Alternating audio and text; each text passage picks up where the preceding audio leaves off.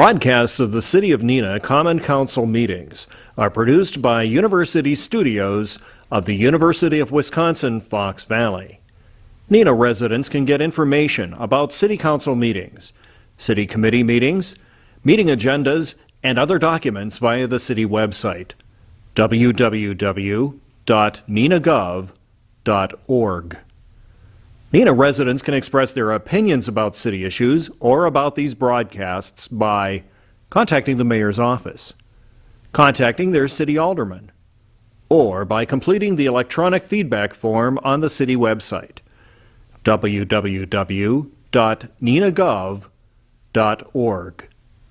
All public portions of the meetings are recorded in entirety and are not edited for playback.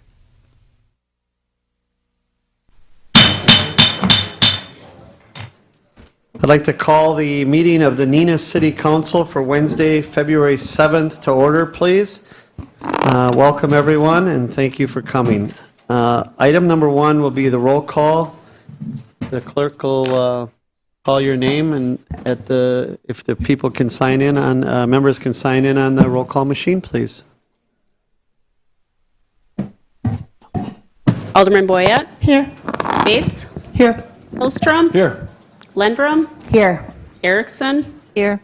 Lang? Here. Olno? Here. Coons? Here. Stevenson? Here. All members are present. The Pledge of Allegiance, if you rise, join us in the pledge, will be led by Alderman Erickson. Pledge allegiance to the flag of the United States of America and to the republic for which it stands, one nation, under God, indivisible, with liberty and justice for all.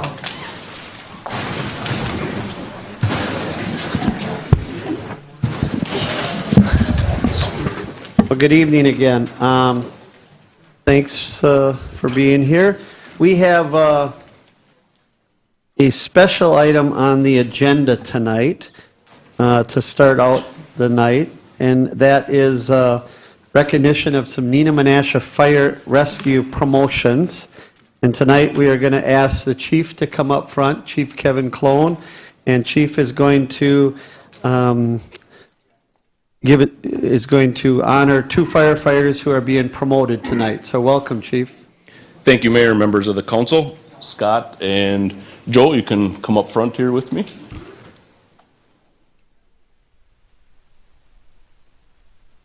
Right here's fine. Tonight I'm very proud to announce two promotions to our Neenah Menasha Fire Rescue staff. The first, Scott Gellar. He is being promoted from driver to fire officer.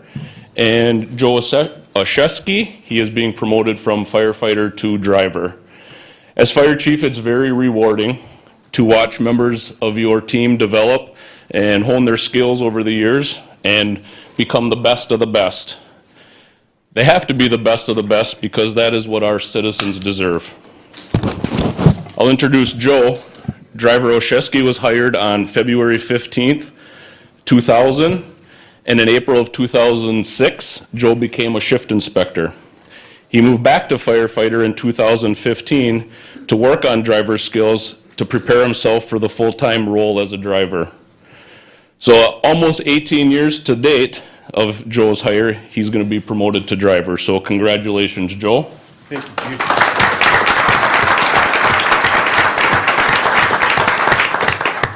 And besides our firefighters that are here to support Joe tonight, Joe's wife Connie and his daughter Olivia are here somewhere in the crowd. Thank you for coming. And then I have Fire Officer Scott Gellar. Scott was hired in August 7th of 1995 and was promoted to driver in January of 2003. Scott has been a move-up officer for many years and also has taken part of our newly created Fire Officer Academy and is a very integral part of our public education team. So I congratulate Scott on his promotion to Fire Officer.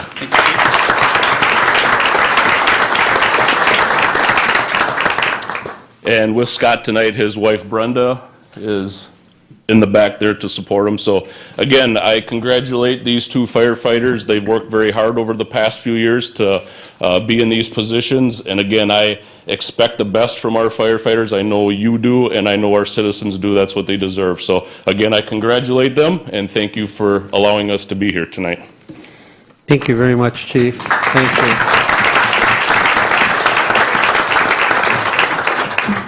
You've all heard many times me talk about how proud we are of our public safety team, and we want to thank you guys and appreciate the fact that the job you do. You know, these firefighters and first responders and police officers that we have in the city of Neenah and Menasha, they take their job very seriously. I watch them. They train continuously, and they're very prepared to answer the call and to respond to any situation to provide help for our citizens.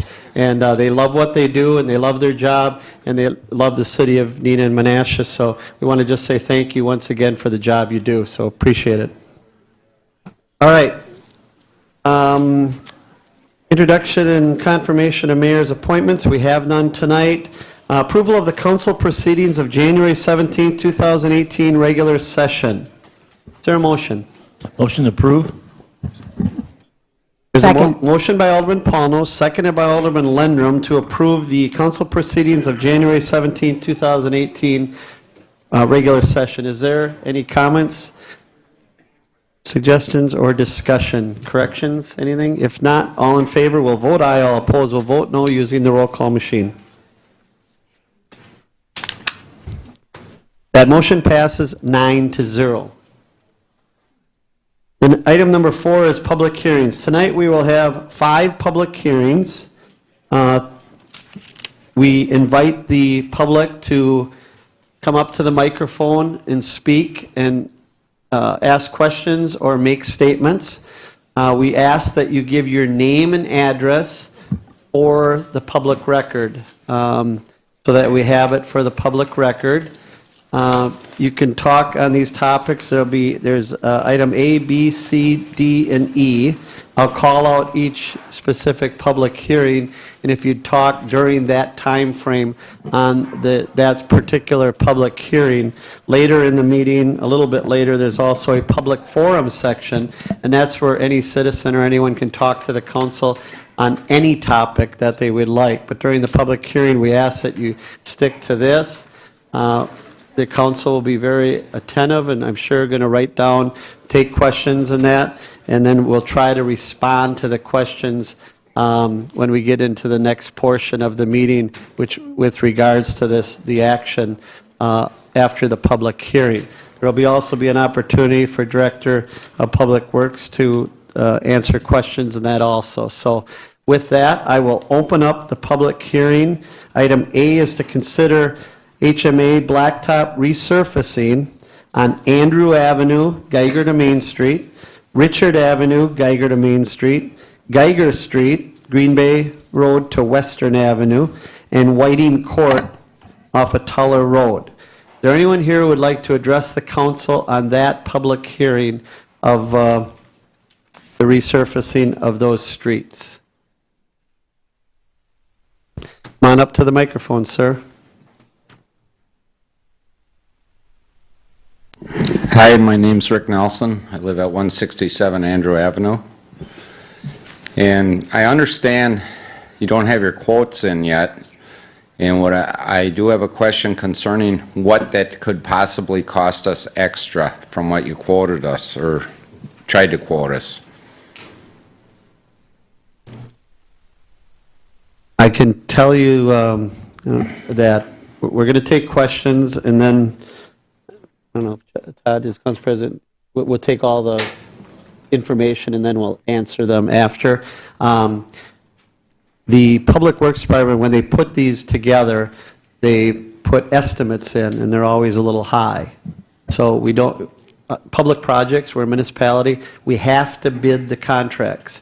So until we bid the contracts out to the contractors, we don't know exactly what those are going to be until that point. So, but I think Jerry will tell you later when we respond to the public hearing questions, the reasoning for putting that in and what they estimate it's going to be. But Okay? So basically what you're saying, it should be relatively close? In past years, it has been, and it usually comes in lower than the estimates. Okay. And then I have one other question is, what about the excess traffic we get on a couple of streets there? Excess? Yes. Excess traffic.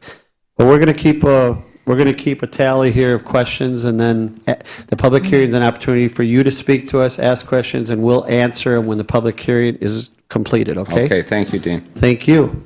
Excess traffic from, so you mean from like the church and all that? Okay, thank you very much. Anyone else like to speak on those particular street projects? Last call, anyone for that public hearing? Seeing none, I will close the public hearing on item number A. Item number B is to consider curb, gutter, and pavement construction on Cecil Street, Oak to Congress, and Adams Street from the railroad to Church Street. Is there anyone here who would like to address the council on that particular public hearing? Now's your time to ask a question or make a comment. And don't be shy to ask a question if you'd like. Yes, sir.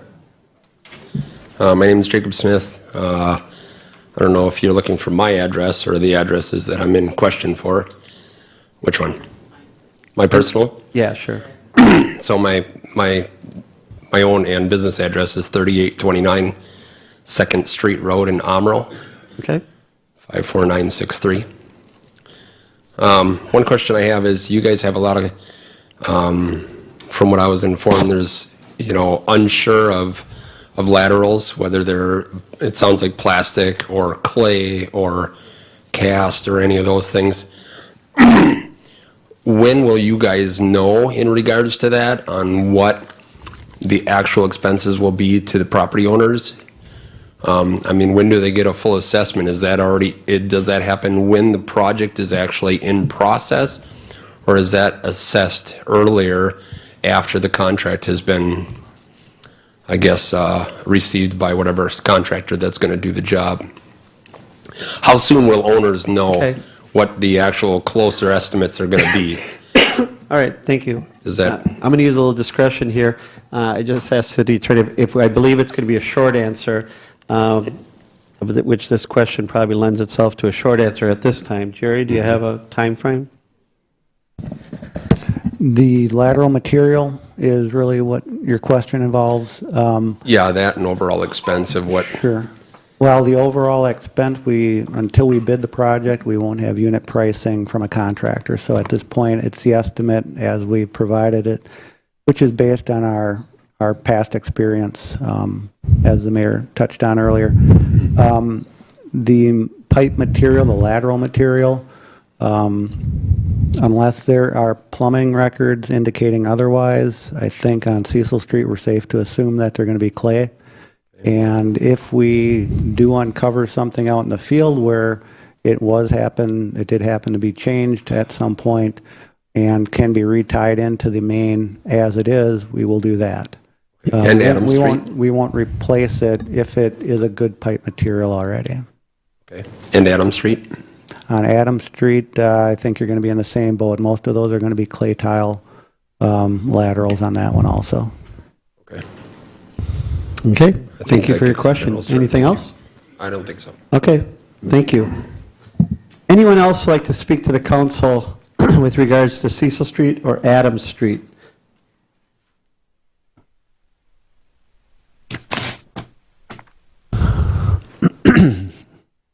Seeing no one, I will close the public hearing on item number B.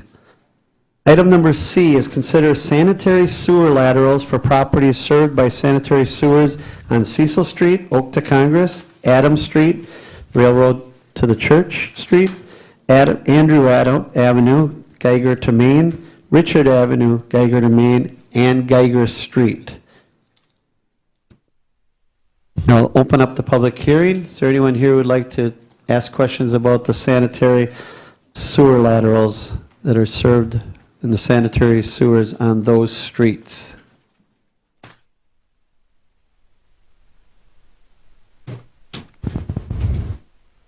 Okay. I will close that public hearing. Item number D, consider curb, gutter, and pavement construction on Whispering Pines Lane, Lone Oak Drive, Nature Trail to North Pondview Court, Nature Trail Drive, Bluebird to Pondview, Nature Trail Drive, Lone Oak to Kingswood, and Remington Court on Nature Trail. That area, I know there's about 70 homes impacted by this project. I will open the public hearing on this particular area with regards to the curb, gutter, and pavement construction. Is there anyone here who would like to ask a question or make a comment with regards to that project? Come on up, sir.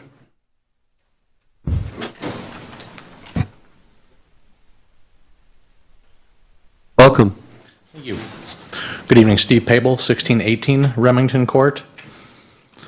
And I think really two questions. One, on the frequently asked questions that they made available for the nature trail area. Number 9 says, how would this be handled, meaning the financing or the payment for the project? How would it be handled if the city had a wheel tax or transportation fee? But the answer I don't think really answers the question in terms of how does a wheel tax work, and is that an option? They say, oh, this is kind of how Appleton does it, but they don't say anything more about how that would have impacted the costs or the homeowner's costs.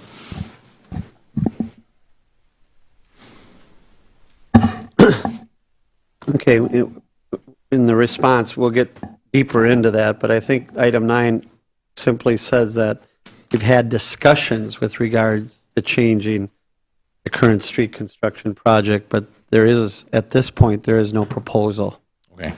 We've had discussions. Okay. And we'll get into a little bit more Explanation of what those of what discussions that's were, okay? Okay, thank you. And the second is regarding number 5, has the project been bid? Is there a standard practice or expectation for how many bids are received or solicited? And how can we expect a certain range based on past experience there that might give us some savings? I'm going to let Jerry answer this right away because I think it's a fairly short question, and we had these discussions today. Jerry? As the mayor mentioned earlier, we are required to publicly bid these. There's statutory arrangements for that, including advertising, certain notice period for contractors to bid on these. In addition, we post all of our projects on an online clearinghouse service that's available to basically all contractors in the state that subscribe. On a project of this type in this area, typically there are two primary contractors that'll be facing off on this. MCC and Northeast Asphalt. They're the main asphalt guys in the area. Certainly other contractors, you know, if there's enough concrete work or flat work on a job where it entices them to serve as a general contractor, we do see that on occasion. Okay. But with asphalt being a large cost on the project, that's generally going to be the driver. So the last couple of years, we have seen 2 bidders, pretty much. Today, I met with Jerry and the engineers, and I've asked them on this particular project to actually contact other outside of the area contractors that I know do this type of work. Payne and Dolan, there's a whole bunch of them. Mm-hmm. But, you know, we can lead the horse to water, but we can't make them bid. Right. And it's more costly for them to come from different parts of the state to come here mm-hmm. and do setup and staging and things like that. So normally you get your best results with local people. Unfortunately, the past few years we've had 2. Right. But we're going to try and get more. We're going to make a concerted effort to try and reach out to them and see if we can get more than 2 bids. Appreciate that. Thank you.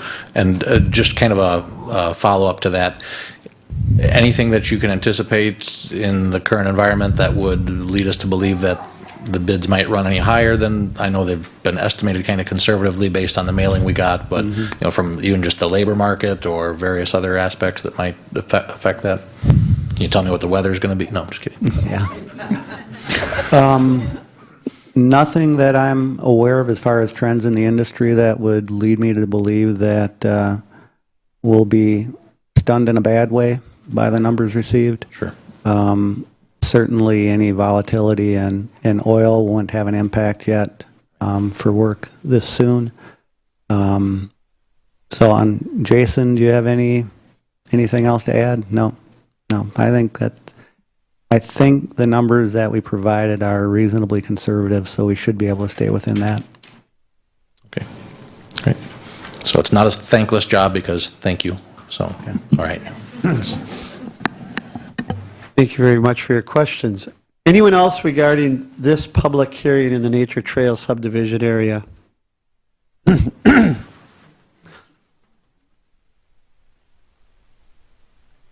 Hi, I'm Sarah Knudsen. My address is 1622 Remington Court. I'm just wondering if you can provide a little bit more context around the price of the bid that we received. So it's about 3 times higher than what we were expecting. And I've heard some rumors around, you know, the reasoning behind that, but I'm wondering if you can give me the facts as to why it's so much higher than what I think the majority of our area was expecting. And I think that's going to be a little bit longer answer, so I think we'll wait until all the questions are done. Is that okay? Yeah. Does he have anything else to add or anything? Do you have anything you want to say? Sorry, buddy, you got to give your name if you're going to come up to the mic. We're still working on that. Thank you. Thanks for coming. Sir, come on up.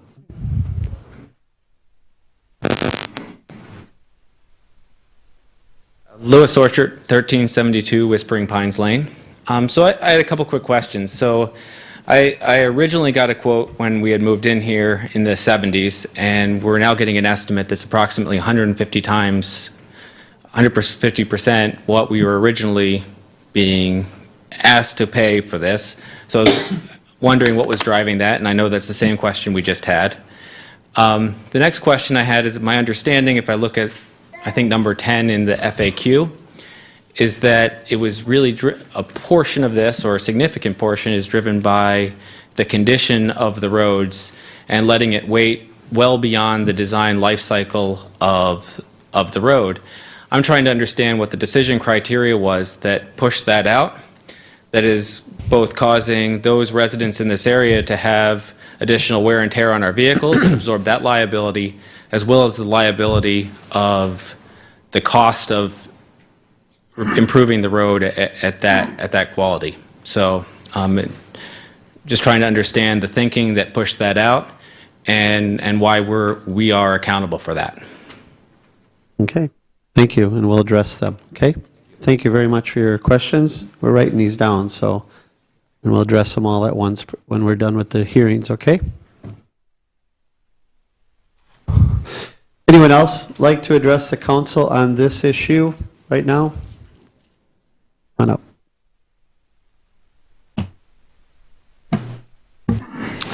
Hello, Matt Hins, 1589 Remington Road. My question, I guess, is I'm looking at what was in the article we got that addresses the corner residential lots with residential use receive a credit of 2/3 of the long side frontage. So right now, the plan is for we live on a corner lot, one side of our lot is having this done to it, and so the other side is not. And the reason I guess I bring this up is if at some point the side that's not having a curb put in gets put in, if this would all happen at this point, there's a credit of 2/3 along the long side, but now, 5 years from now this happens, now am I on the hook again to pay for something that would have been... What street are you on? Remington Road. Remington, the next part of that is scheduled to be done not next year, but the following year currently, is that correct? So just so you know. Okay. But Jerry, I'm going to let Jerry answer the question because I think this one can be answered relatively quick. Okay, so just so I'm clear, you said 1589 Remington? Yep. So it's 135 feet on Nature Trail Drive and Correct. about 310 feet on Remington? Yep, correct. Okay. As the lot is currently formed alongside as Remington, so that's where the credit would be. The frontage on Nature Trail is the short side of the lot, as it currently lays out. So in the future, when Remington Road is done per the ordinance, the credit is up to 100 feet, for 2/3 of the long side up to 100 feet. So the frontage on Remington that would be considered accessible is 210 feet. Okay. So I guess my follow-up question is, so we just came here, we just built our house in October. So I guess none of that was ever brought up to us, because I mean, to be completely honest, I would have really considered not building if I would have known now I'm going to get hit with a $14,000 assessment and potentially just doing the math, rough math, a $30,000 assessment. I mean, quite honestly, we haven't had our house assessed for our taxes yet, so I've got that joy to come in, I'm sure, but that just seems outrageous to move into a place and have that just completely unloaded on us within really like a few months. And I didn't even know that the Remington side was even in the works. I've never seen anything or heard of anything other than the Nature Trail side that when I got this mailing back in January. So You just bought your house in October? Yep. Your real estate agent we is built our house. required to disclose that information, that it's in the plan, because don't they fill out you just built, you owned it previously. Exactly. Well, yeah, it was a lot. We just built Okay. it. So, But you just bought the lot too, right? yeah, exactly. So we started in April. So theoretically, what happens on these transactions is the realtors send us a form. Are there any pending assessments forthcoming? So that should have been on there, correct? The standard practice and what you're referring to is the real property status form. Real property tax. As it relates to street construction or sidewalk construction for that matter, what's listed on the form is just for the current year. So if the transaction would have happened in April, let's say, of 2017, there's no given that this project is happening in 18. So the only projects that would be listed on that form would be for 2017. Okay. All right, so I was wrong, so. Yeah, so I guess that's my point. So now I'm just on the hook for But it all has this. been in the city's 5-year plan for some time. Okay. But it wasn't made aware to me. I mean, How many people come and look at the 5-year plan? right, I understand that. I gotcha. So I guess, that, like I said, that's going to be a real problem, for us to do that. So, Gotcha. I really like you guys to consider the impact on people that are a young family that just moved here and built, Okay. dumped this into it, so. Well, we'll talk about this when we talk about the big picture and answer questions. Thank you very much for your comments. Other comments or questions?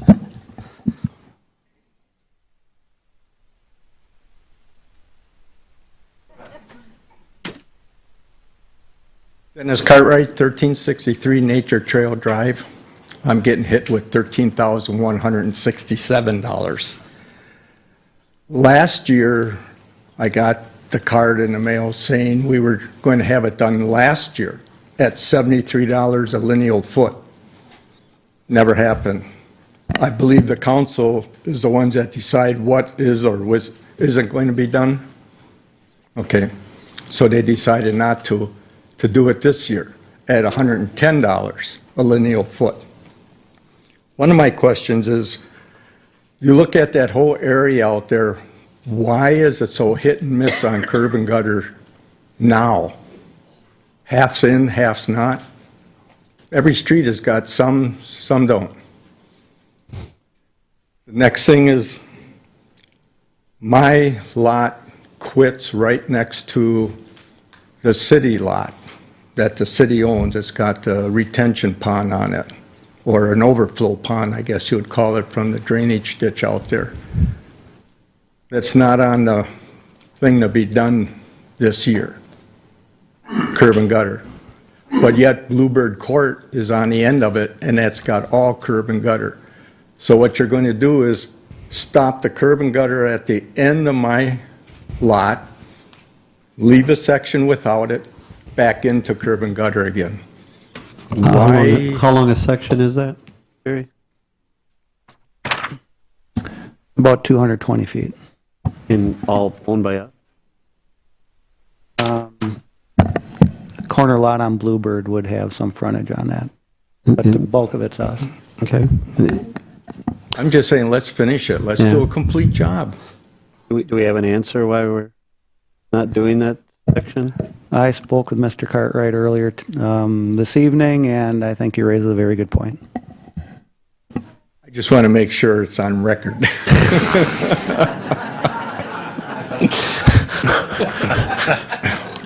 And the other thing I think is, there's 10 of us who, okay. I think it's time for the city to maybe look at when people come in, the contractors come in and do a section of, a big section. I think they should have to bond and put up the money for the curb and gutter in the future, and not they're making their money when we buy the lot. They should pay the price, not us. Okay. Thank you.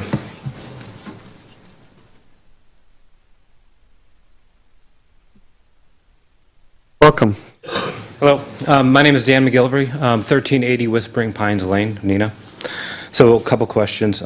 First, on number 19 from the frequently asked questions about Whispering Pines Lane having sidewalk or not.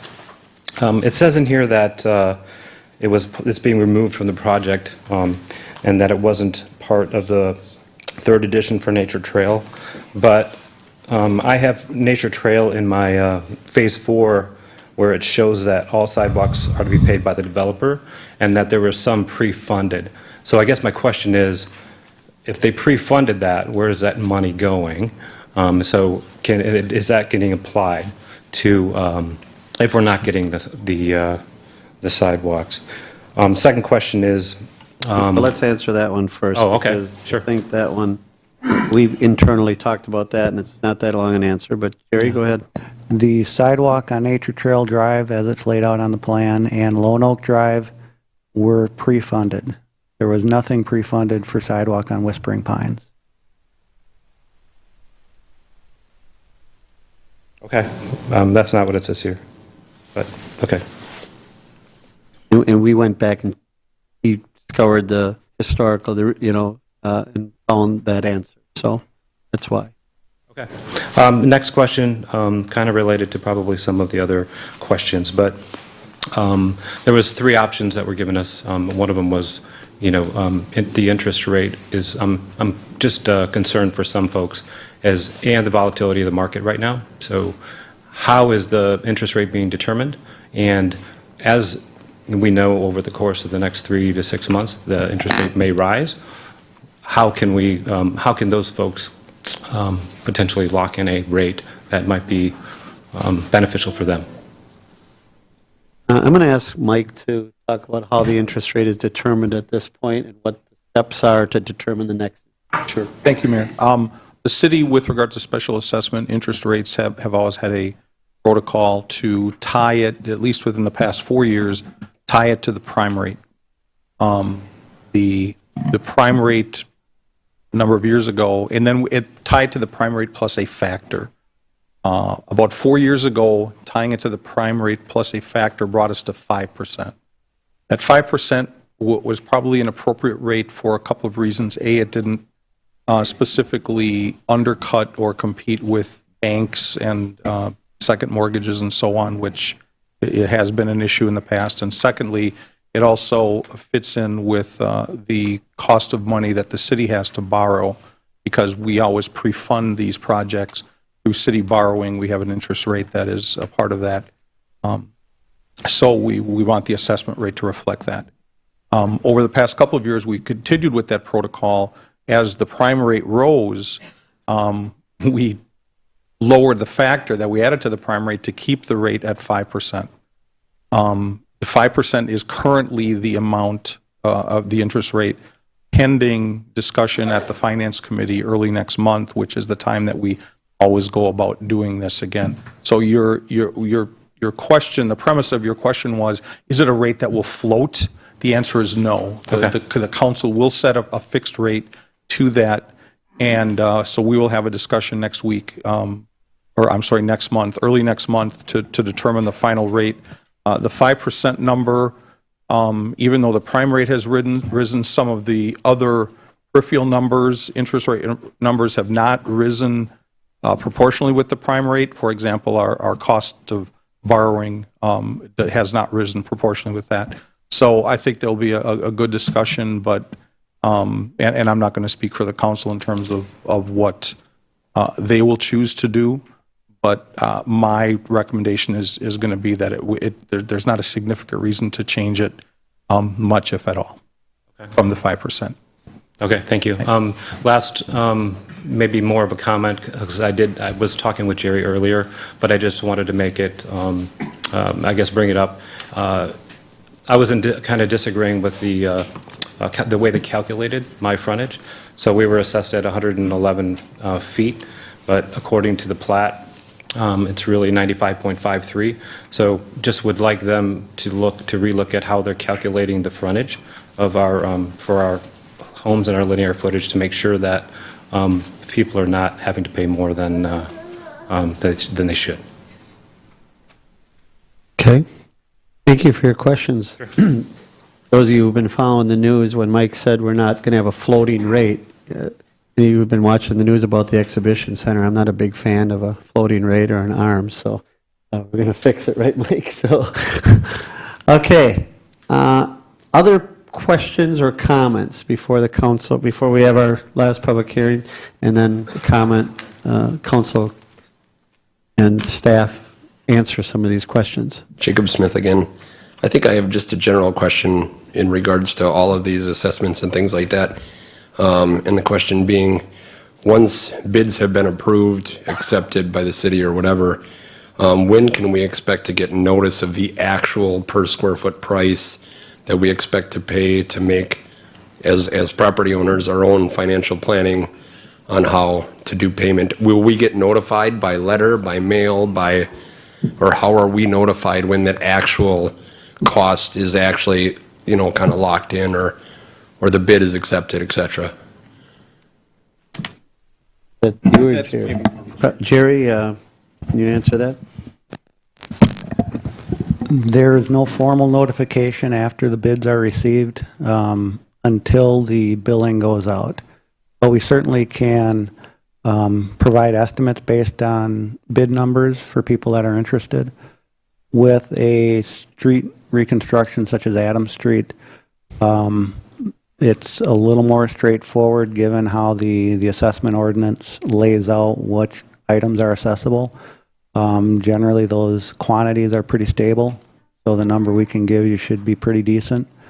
When it comes to a new subdivision construction such as Nature Trail, there are some items that are accessible, such as we noted in the FAQ, where we really don't have a firm number on it until we construct it. So the number we can give can be better, but it still isn't going to be the exact number until we have final quantities on the project. So there's no notice letters or anything sent out after bids or contractors are approved? No, there's not another, or pricing notices or anything? Version of the assessment notice that goes out, no. Is that something that an owner can call about and ask? Certainly. Closer to the time? Yeah. When would that timeline be? Are we looking spring or summer or? For the Adams Street project, I would think mid-May we should have numbers on that. But the actual bills will go out. The actual bills won't go out till probably October. Okay, thank you. Okay, thank you for your question. Come on up, sir. Welcome. Hi. Bill Thomas, and I live on Kingswood Drive. And I'm wondering why it's going to take 2 more years to get that done, the Kingswood Remington streets. And is it going to go up another $30 per linear foot if you wait 2 years?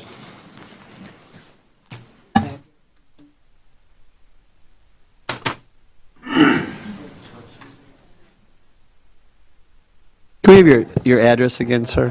1567 Kingswood Drive. Okay, thank you very much. Yeah, sorry.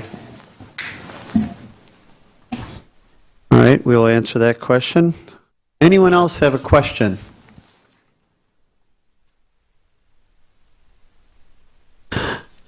And, okay, and we will answer, hopefully, your questions, and this council in the past has been a little lenient on if there's a burning follow-up or something, we have kept the public hearing open to allow those, but we don't want to have a back and forth. I do want to point out, or I do want to thank, and it was because of one of the residents that lives in your area, a friend of mine, and it was a suggestion from me because I was getting a lot of questions from residents who live out there. So I want to thank Jerry Kaiser, our Director of Public Works, for putting the fact thing together, document together, because I think there's a lot of unknowns. People don't do this every year, and that, thank goodness. And so there was just a multitude of questions coming in. I think he did a very good job of putting a fact sheet together, not just for you, but also for the council for these, because with these brand new streets and developers and the financing and the money and all that, we don't deal with this every year. We deal a lot with reconstruction of streets, a lot more than this. So I think that fact sheet was, even though you don't probably like some of the answers, at least it was helpful to answer some of the questions. So thanks, Jerry, for putting that together. All right, last call.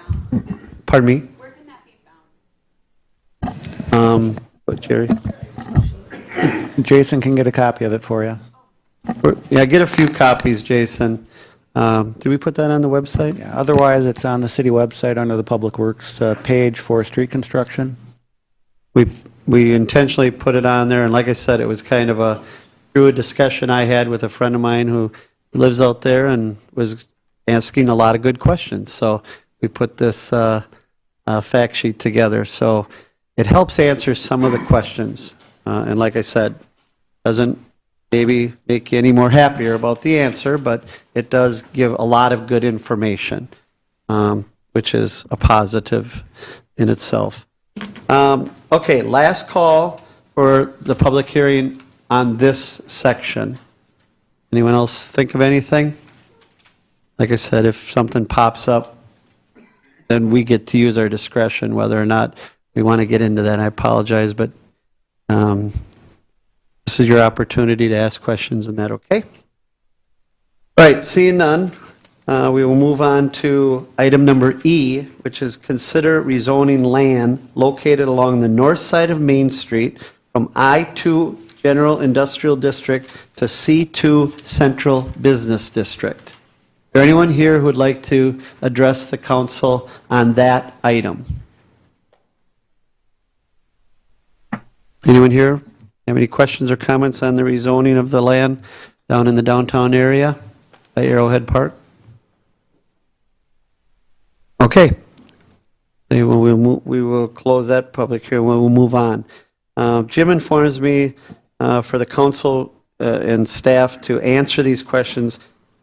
A continuation of the public hearings is possible under the rules. So in order for us to answer these questions from staff, and then if council wants to address a particular subject or a particular question, I think that would be appropriate. Okay?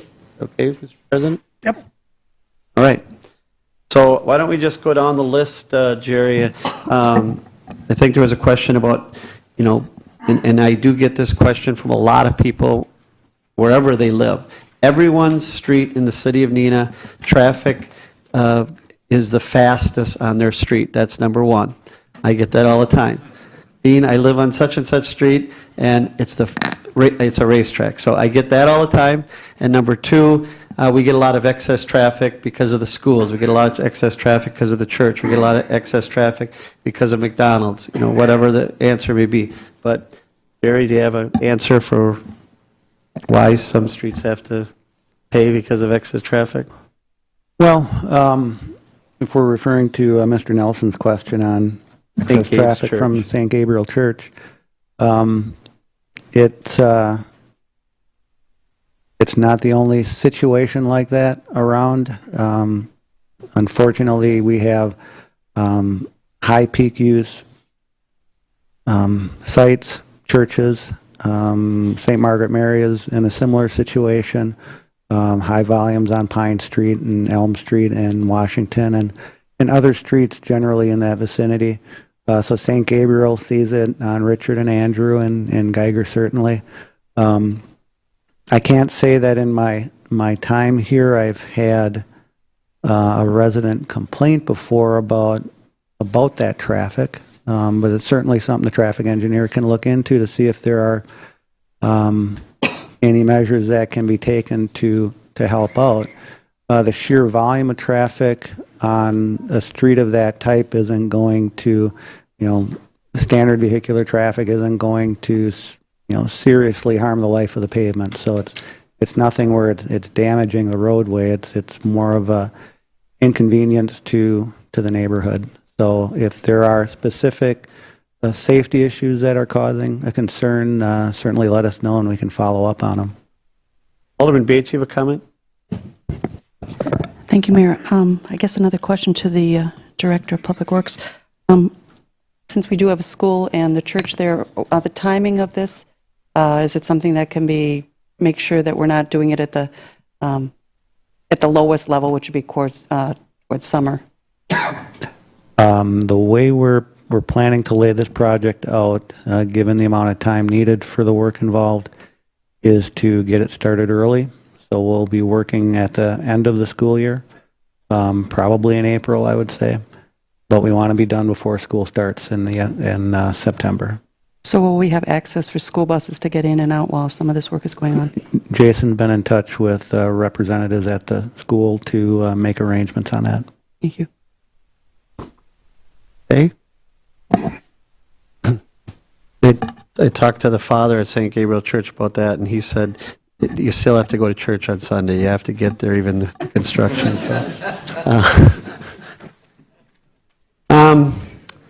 All right, there was a question on the financing and the bidding.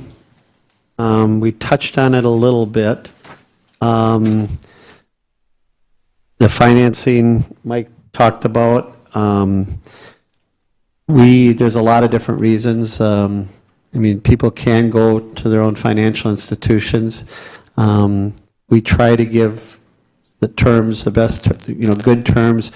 I believe it's 5 years for reconstruction projects. For reconstruction or resurfacing, it's 5 years. And new construction, of which Nature Trail would fall into, historically this council has given 8 years. That's per ordinance, yeah. Per our ordinance. Anyone like to add anything to that? Any council member?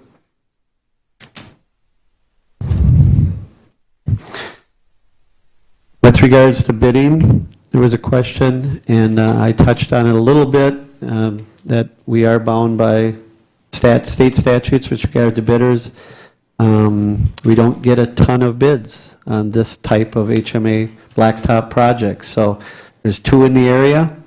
I have asked staff to make phone calls. These are all put out on a website or in a group thing that every contractor in the state looks at these. And they look for work, and if they're hungry, maybe we can entice someone to come over there, because this is a fairly large project. And I'd like to make it more competitive, if possible, to try and drive those costs down. I think if other contractors know that there's other interest from numerous contractors, that maybe they'll sharpen their pencil.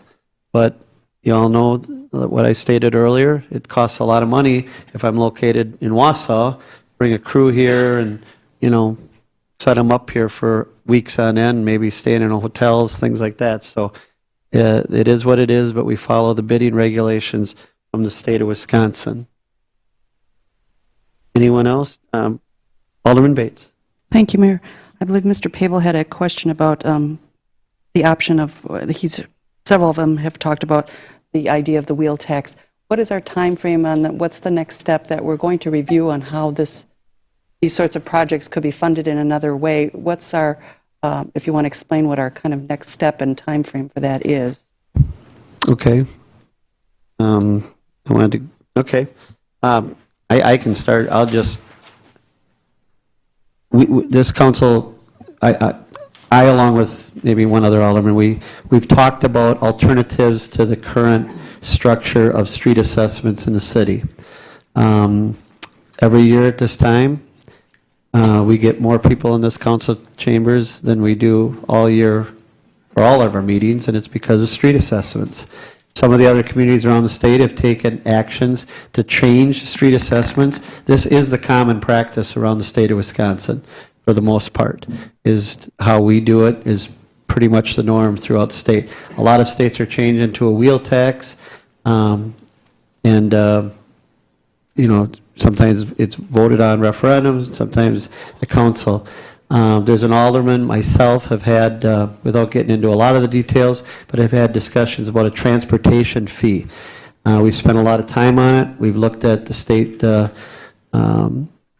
limits as far as how it would impact us from a city, the limitations, if it's legal, things like this.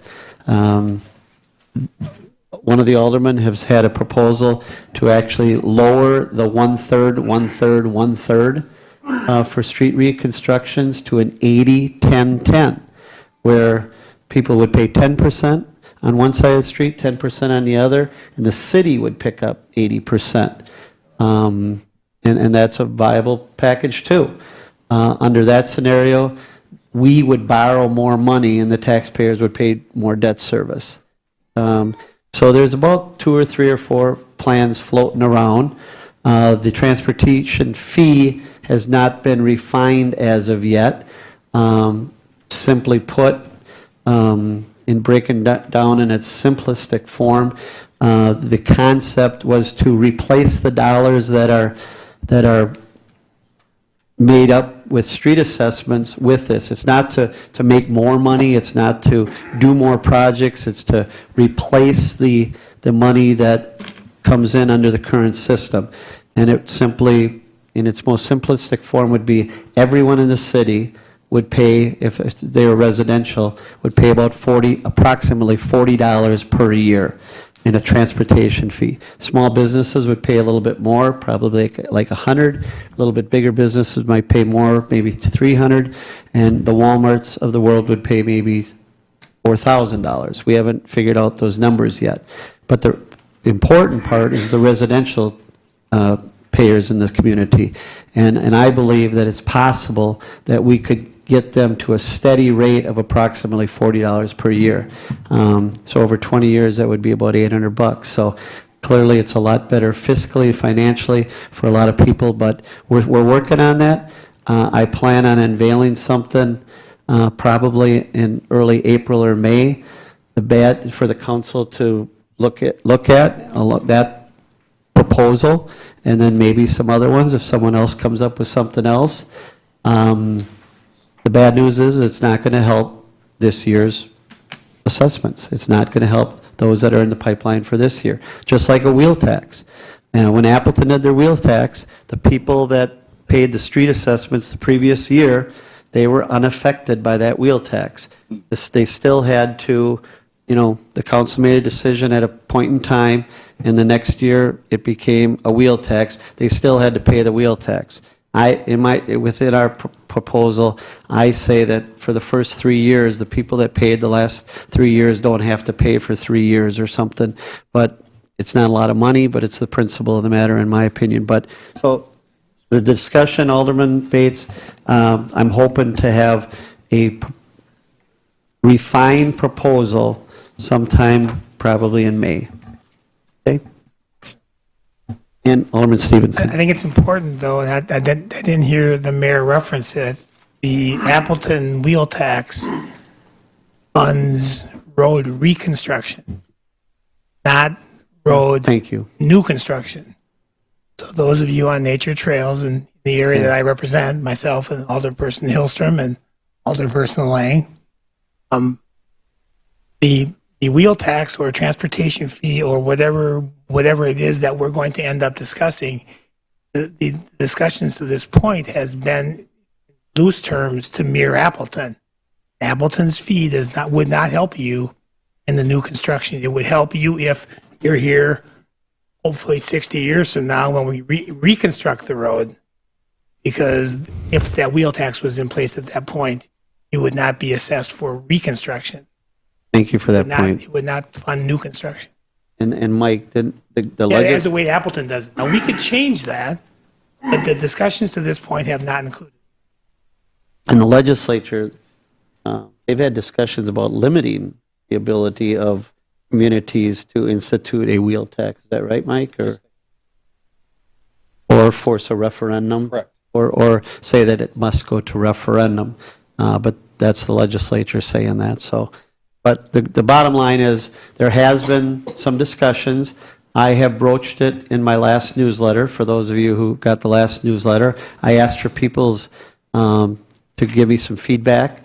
I received a lot of emails in that. I'm compiling them, Joni, in my office, and we're going to get all the responses to the aldermen and from the suggestions. But as Alderman Stevenson points out, when it's your first road, so to speak,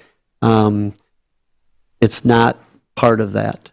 And I do want to touch on, people have said the developers we should charge the developers at the time, and that's something that we are considering, and that has been brought up, that maybe when the developers do this, all that money should be escrowed. Chris Hayes, our Director of Community Development, may have some comments on that, but the price of our lots will be a lot pricier than surrounding neighboring communities, and you may not sell any lots because our lots would be a lot more money, a lot more pricier than our surrounding town of Neenah lots and things like that. So, Chris, do you have anything to add? That's a key point. I think the other component would be the uncertainty around pricing of street construction. We as a city would have to estimate that construction, establish the escrows well in advance of a street construction. So if we see escalated values in street construction costs, we're going to have issues. Thank you. So the bottom line is this transportation fee, I think, is a reality. I think the entire city uses the entire city roadways. I think everyone should participate in paying for the roads. Wisconsin State Legislature, the governor, are not doing, in my opinion, a good job of keeping up with the transportation funding in this state. The roads are crumbling throughout the state. And I don't criticize the governor very often, but I will say that the recent efforts by the legislature and the governor to find additional dollars to put into infrastructure, into roads in this state, and especially local roads, we haven't seen. This year they put a few additional dollars into the local road improvement fund. Unfortunately, the formula works against Neenah in many ways and many times. So even when there's a little bit more money put into the state formula, a lot of it goes to the Milwaukee area and other areas of the state because of the way the formula is. But the state of Wisconsin, in my opinion, needs to find a way to better fund the infrastructure and the local road aids so that we don't fall so far behind. And one of the person's questions that was asked tonight was, why do you wait so long? Or why did we push it back? I can tell you that and this is a little bit probably longer discussion, but each and every year this community, and I was on the council in 1985, so I remember back then, and Todd's been here a long time, we have what's called a 5-year plan. That 5-year plan is public record. It's always on file. And so the city does a pretty good job of thinking 5 years ahead of time. So we asked Jerry and his crew what streets are going to be done, need to be done in the next 5 years. And they go through a vigorous, we have called what's a PACER rating. They rate every street in the city. They walk the streets, look at the condition of the street, and they determine in their mind which streets the priority should be done. And then they present that to the mayor. So over the years, those have been presented to Mayor Jim Carpenter, Mayor Shirk, and now Mayor Coffert. The mayor makes the initial decision of which streets are going to be done in any given year. And so the mayor takes the recommendations from the Public Works Director, and there's always more streets than what we can afford, to be quite frankly. We take great pride in keeping the borrowing levels in this city at a reasonable level. Your property taxes this year, on average, went up about $14 for most people, and that's, in my opinion, reasonable.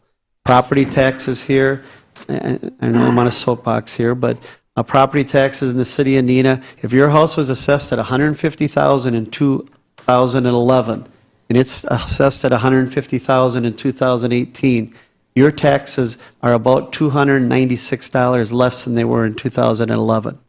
Now, we can do more roads, because we can borrow more money and have more debt service, and we can have better roads, and we can have a bigger construction project. But taxes will go up in this city. So it's a balancing act. We try to do what we can afford. We try to, since I've been here, I try to keep kind of a level borrowing year after year so that we don't have the high spikes and the low valleys, so that we kind of smooth things out. But it is really a balancing act, and that's why sometimes things get pushed back because it just doesn't fit the particular borrowing year. Where it's too much to ask for our citizens to keep the tax rate at a reasonable rate. And in Nature Trails subdivision, and Jerry can ask, I don't know why it's hodgepodge out there. I don't know why some are done and some are not done. And I'm not passing the buck because those were done before me. And there's probably a reason why it is kind of weird when my wife runs out there all the time and says, why are some places done and some not? Jerry, do you shed any light on that? I don't know. I'm passing the buck. You're passing the buck. No, other than I'm sure there's a rational explanation for how things were developed, and chances are it really revolved around how lots developed out there. Can you explain the reason why we don't put a new road in right away? That was one. Sure. Our practice prior to 2005 or so was to put utilities in and wait about 3 years with the residents operating on gravel streets, and then bring the final road in if we had 75% of the lots built. We augmented that, if you want to call it that, by putting the temporary mat down to make it a little more manageable for residents and contractors out in the area, and for, quite frankly, for developers to sell lots, because it's a little bit more attractive. But both the gravel and the 2-inch mat were intended to be temporary because they take a beating while houses are getting built, and we don't want to put a good road down and then have it bear the construction traffic that it would take while however many lots need to come in with contractor equipment and materials and concrete trucks and those sorts of things. So that's it's been a standing practice here since before my time to hold off on putting final streets in until we have as much development as possible in a subdivision. Can I ask you, Jerry, one of the questions that was brought up, can you get into why the $73 estimate has now become $110? Sure. The last new subdivision street project we did was in 2016. And on that one, we had estimated $73 per front foot, in part because there was not an expectation of needing to do significant excavation on that project. As we got into it, actually road conditions were much better than we had even anticipated. Pricing came in well, and so the assessment rate turned out to be a fair bit less. So that was our most recent subdivision experience. When we started, and that's really where the numbers that some of you had heard previously in that $75 to $80 range, that's probably where that came from. as we started looking at the condition of the streets on this particular project, the work that would be needed to make the base stable, we found that we needed to expect to have to over-excavate a number of areas because the soils probably were not going to hold up well to having a final road on them. If we wanted the road to last, to build it right, we needed to plan on over-excavating some areas. With that, the amount of excavation that we had to do was raised, and then, of course, that excavation is filled with gravel, so our gravel numbers had to go up also. So that raised the overall cost for this area quite a bit. The second thing that plays into this, and it's kind of been touched on a number of times by different speakers, is the somewhat scattered construction out in that area. We have a number of somewhat connected but disparate streets that are getting done under this project. And with those, we have a lot of intersections. Intersections, as it relates to this type of assessment for a new subdivision street, that cost for the intersection is spread through the whole subdivision. So the more intersections that are involved, the worse case it is, because there isn't direct frontage, direct accessible frontage in an intersection. In most cases out here, you have essentially a 60 by 60 area without any accessible frontage directly tied to it, so that has to be spread amongst everybody. And so that raises the assessment rate also. We just, that cost has to be covered in some fashion. In addition to kind of the dead space, you have the corner lot credits that have been mentioned earlier. So the corner lot credit, that cost for that work doesn't go away simply because that corner lot isn't being assessed. So that cost is also spread through all the accessible properties on the project like that. So the geometry of this subdivision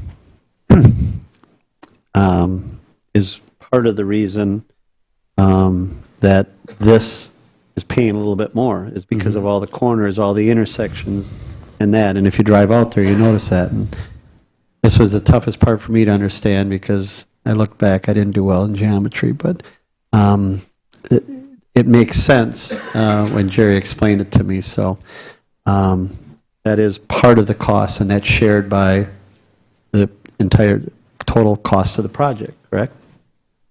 That's correct. Okay. Question, sir? Go ahead. Just a question. So it seems to me that because You're going to have to come up to the microphone, though, because we are, and I do want to mention, we do film this. We're trying to get back on, those of you who've watched Channel 2, the public access channel, we're trying to get back on. We have some issues right now where the Green Bay, City of Green Bay, that oversees the production and of the airing of these city council meetings, they gave us about less than 30 days notice and said we had to do closed captioning. So we're trying to get that fixed and do that, but it's going to be available on our website and that. So, and that's why we ask you to come back up and ask your question. Thank you. Lewis Orchard, 1372 Whispering Pines Lane. Just a follow-up question there. So it continues to build the case that because we waited and made it a larger project, by making it a larger project, we have added incremental intersections over the entire project, which increased the cost per person. So by waiting longer and extending it well beyond the original 5 years and well beyond the 75% completion rate that was targeted, we've now made this project larger, including more intersections per person, increasing the cost in relation. Is that a fair way for me to assess this?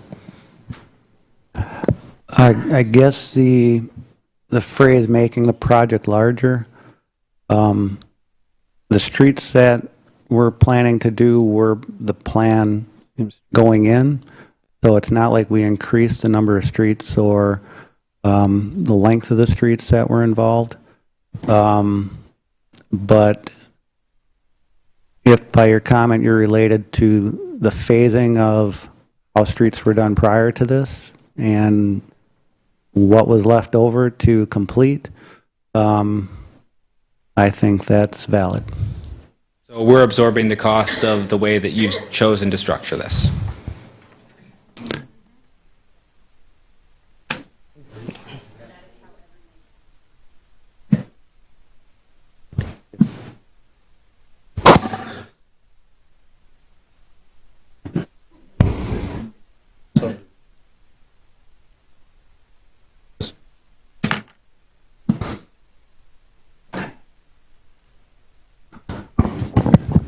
Yeah, Go ahead, Jerry.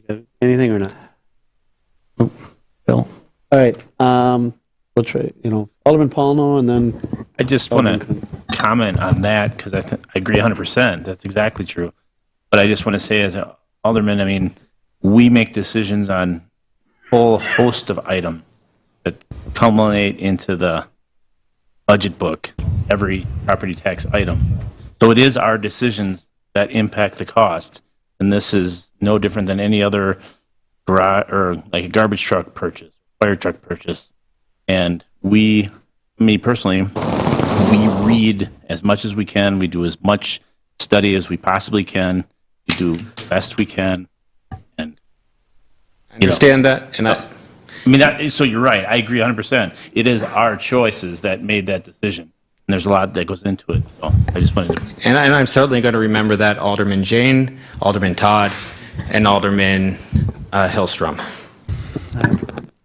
Mayor? But just to be clear, previous councils made this decision. So some of those people may not be here. Councils change, so mayors change, things like that. So Alderman Bates. Thank you, Mayor. I respectfully disagree in the sense that because you have a length of street and maybe we're doing a longer length of street, you now have more people to contribute to these corners. We didn't add corners into the same street that you're being assessed for. So if we extend it down to another intersection, you've gained all those people. So it's not increasing the amount of intersections you're doing. If there was another one that was built further down that we're covering now, you've had all those houses in between that's contributing as well.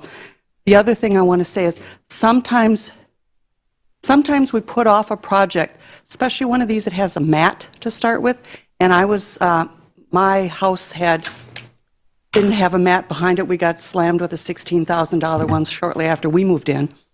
But south of me, the project area is talking about had a mat. And we were expecting those mats not to last very long. But then they do last. Some of them lasted much longer, and they were able to be used effectively. And then you run into the problem, do I put the new street in now before the mat really needs to be replaced?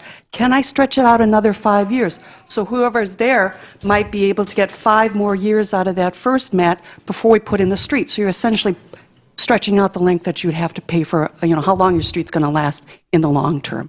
So that's one of the reasons why we sometimes push things off. If things seem to be working as they are now, I would imagine you'd be all upset if we put in a new street, the mat looked great, and it probably lasts for another 5 years. That would be my opinion, especially if you're going to move in 3. Just so people know, the street that was being talked about is Marathon Avenue and Castle Oak, correct? Castle Oak just division. Castle Oak and Marathon area. So, Alderman Coons, you have a comment? Thank you, Mayor. Nothing that's going to be too helpful, I'm afraid, because at the end of the day, the numbers are what they are. But a couple. One is, every year you wait to do a road, it gets more expensive. I mean, roads are more expensive every year; they go up. So every year you wait, it will be more expensive. But there is some rationale between construction but I don't think that eases the issue. It is an interesting one, and you talk about intersections and everything else, and we talk about one-third, one-third, one-third when we go to reconstruction. And Jerry, you can correct me if I'm wrong here, but at the end of the day, it's not one-third, one-third, one-third. If you look at consistently, it's one quarter, if I can do my math, three-quarters city. So because of those intersections and all those other things you can't assess for, or you don't assess for, it becomes a different scenario. And you see it in a new construction where 100% is covered by landowners there. All those intersections, all those things catch up to that project real fast. There is one other question I wanted to throw in here. Not really related, but and that is, my understanding is the conversation. We find out the true cost of the roads in May, roughly. That's when the bids come back. When the bids come in, sure. Something around that. Around that time, yeah. And homeowners, unless they call, whatever, the next time they get notice is when we send them a bill in October that's due in January. Is that correct? That's correct, yeah. I'm just looking at trying to find a way. I mean, obviously, knowledge is power, and if they know that there's things they can do, I don't. I'm not trying to solve this on the fly, but it is something. It'd be nice to at least take a look at that. How do we notify people if we have the information? Just a thought. Thank you, Alderman Coons. And, you know, since I've been here, we have instituted some changes about letting people know earlier, too, Jerry? You want to tell them about, just real quick, make sure that, I think the council knows, but we're trying to send out postcards a lot earlier than we used to let people know that your street may be done. Is that correct? That's correct. After the 5-year plan is approved by the council in April, we send out a postcard to any property owner on a street listed for the succeeding year. So once this council reviews the CIP this coming April, the 2019 property owners will be notified that they were included as a 2019 project. Then when the council reviews the operating and capital budget in the fall of the year, after that's approved, we send a note out again to that same group of property owners, whoever happened to make the cut for the 2019 projects. So that's not a lot of detail on the postcard, just more of a heads up that we're thinking about them. So we're trying to send people, give them a little bit more warning than we used to. Every year we do a 5-year plan, the council does.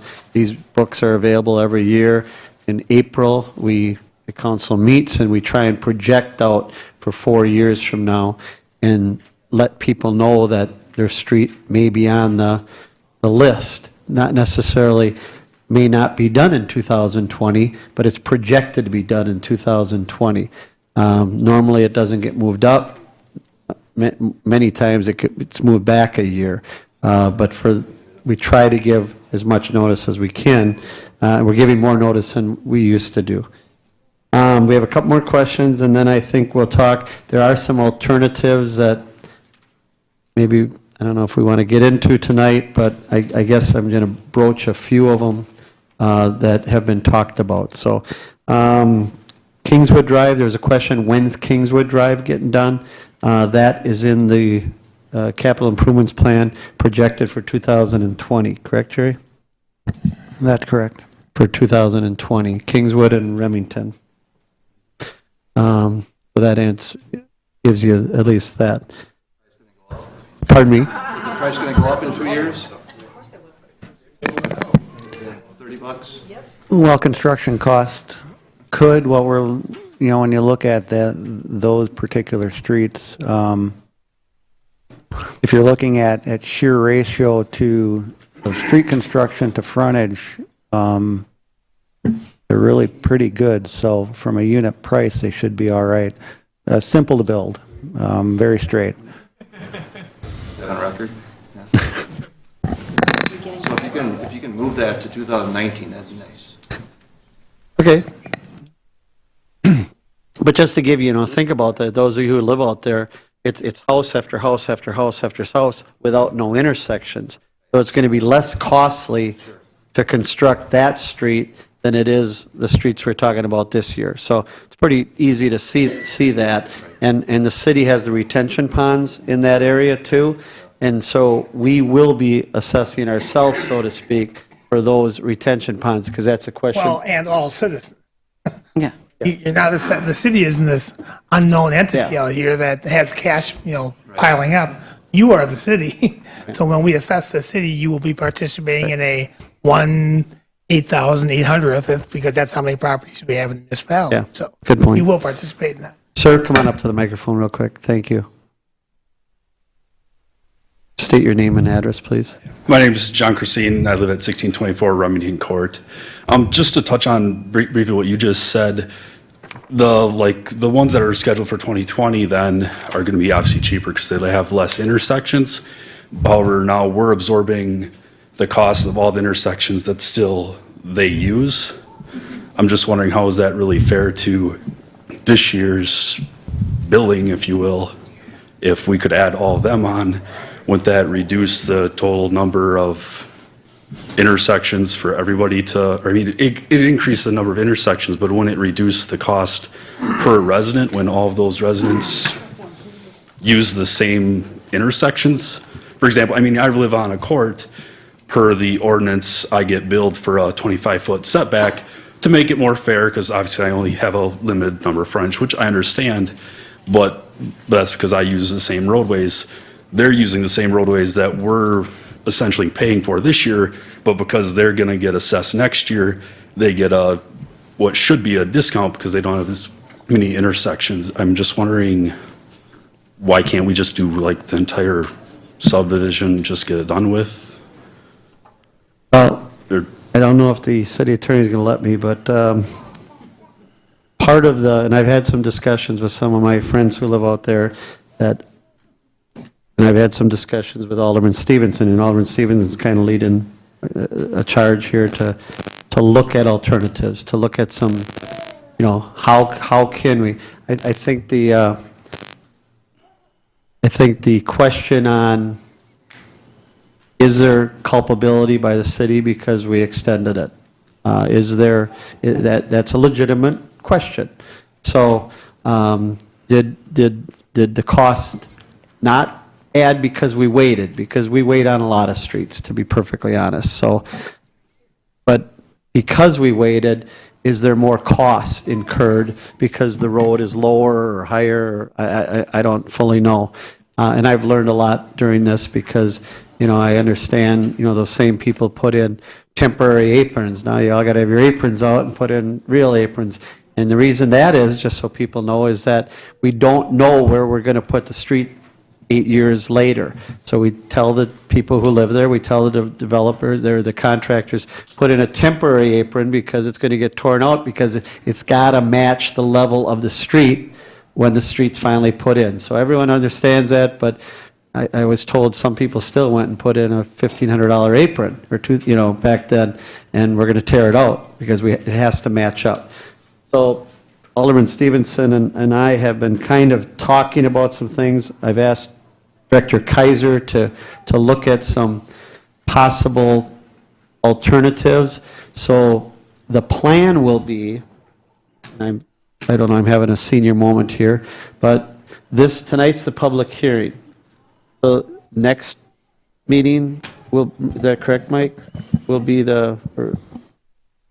what's the next action? Typically, the next public services meeting, we would take up the final resolutions for all of the items in the public hearing. I'm just having a senior moment here. There's been a lot of things going along for me with Kimberly Clark and everything else. My brain is shot. But so at that point, I think Alderman Stevenson, myself, any other council member that has ideas on alternatives, on ways the city can maybe participate because of some of the comments that you made tonight, those ideas will be put before the committee. And I can share a couple of those tonight, maybe. I'm looking at my attorney because of the laws, we're supposed to follow the agenda. We're not supposed to deviate too much, and so maybe I'll let Todd just talk a little. Yeah, all right. I guess I'm less vulnerable with the city attorney. I don't know. But that's okay. I got a real job. So, in general terms, I've instituted discussions with Mayor and the mayor through Jerry. Jerry and I have played some electronic conversations. I've asked for data to provide information regarding equalizing a less than $110 front running foot and trying to attempt to value the differentiation between a more plausible linear footage rate, the rate that you've seen today. That's as specific as I'm going to get because I do respect the city attorney and I don't want to be telling, because I don't have the data yet. So that's one thing, and I tell you that, Mr. City Attorney, because I want the council to be aware of the fact that that work is being done, and so don't be surprised when you see that data. I've also asked for numbers to combine projects to do exactly what was just discussed regarding combining it, adding more footage to the project. And I don't know what year that might be able to be done. It could be done. Don't think it can be done in this year if we try to combine Kingswood, the other one next way, I wouldn't bring that, Remington. So I just be aware that that project is being worked on. And there are a couple other ones that are less defined, but the work is in process. So the person in the back row there who challenged myself and the older person, Hillstrom, and the older person Lang, your representatives are working for you, and we are attempting to represent you. Yeah, we are looking out at those alternatives. Tonight's the public hearing. Just to clarify, so that's not really an option at this point? The project's already been set up, and you can't really include the Kingswood and the rest of Remington in this project then? But we can.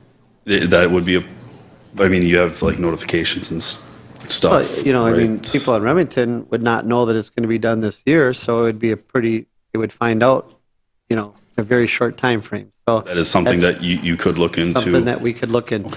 May take an ordinance change. Some of the things we're looking at may take an ordinance change. So, but we just want you to know that yes, we are looking into some alternatives. Thank you. Basically, if there were projects to be added, it has to go through the special assessment process for those properties. Separate process. Yeah, and I will only add that if the strategy is to combine projects and move them out dates, let's not assume that those that are planning on having it done this year would be very supportive of it because they may want it done for some reason because they want the improvement regardless of the dollar. So we can't assume that because who's here representing the financial burden, and I totally respect that. But we've also gotten people come up to me, call me and say, it's about time. So we have to balance that. Alderman Bates, you have a comment or question? Yeah, thank you, Mayor. And going along with this intersection, which is a very valid point there, the project that we did a couple years ago, it was the entire neighborhood. So we didn't have this one thing. But that could be where the ordinance change would be. And like we do a different assessment when you have a corner lot and one's two-thirds the other one, it could be that until the other street gets done, the city picks up the burden. And when that other street gets done, then we assess that portion of whatever intersection that it crosses to those people. I mean, that's a possibility too. So that is something we need to work on. I did have one quick question. Sure.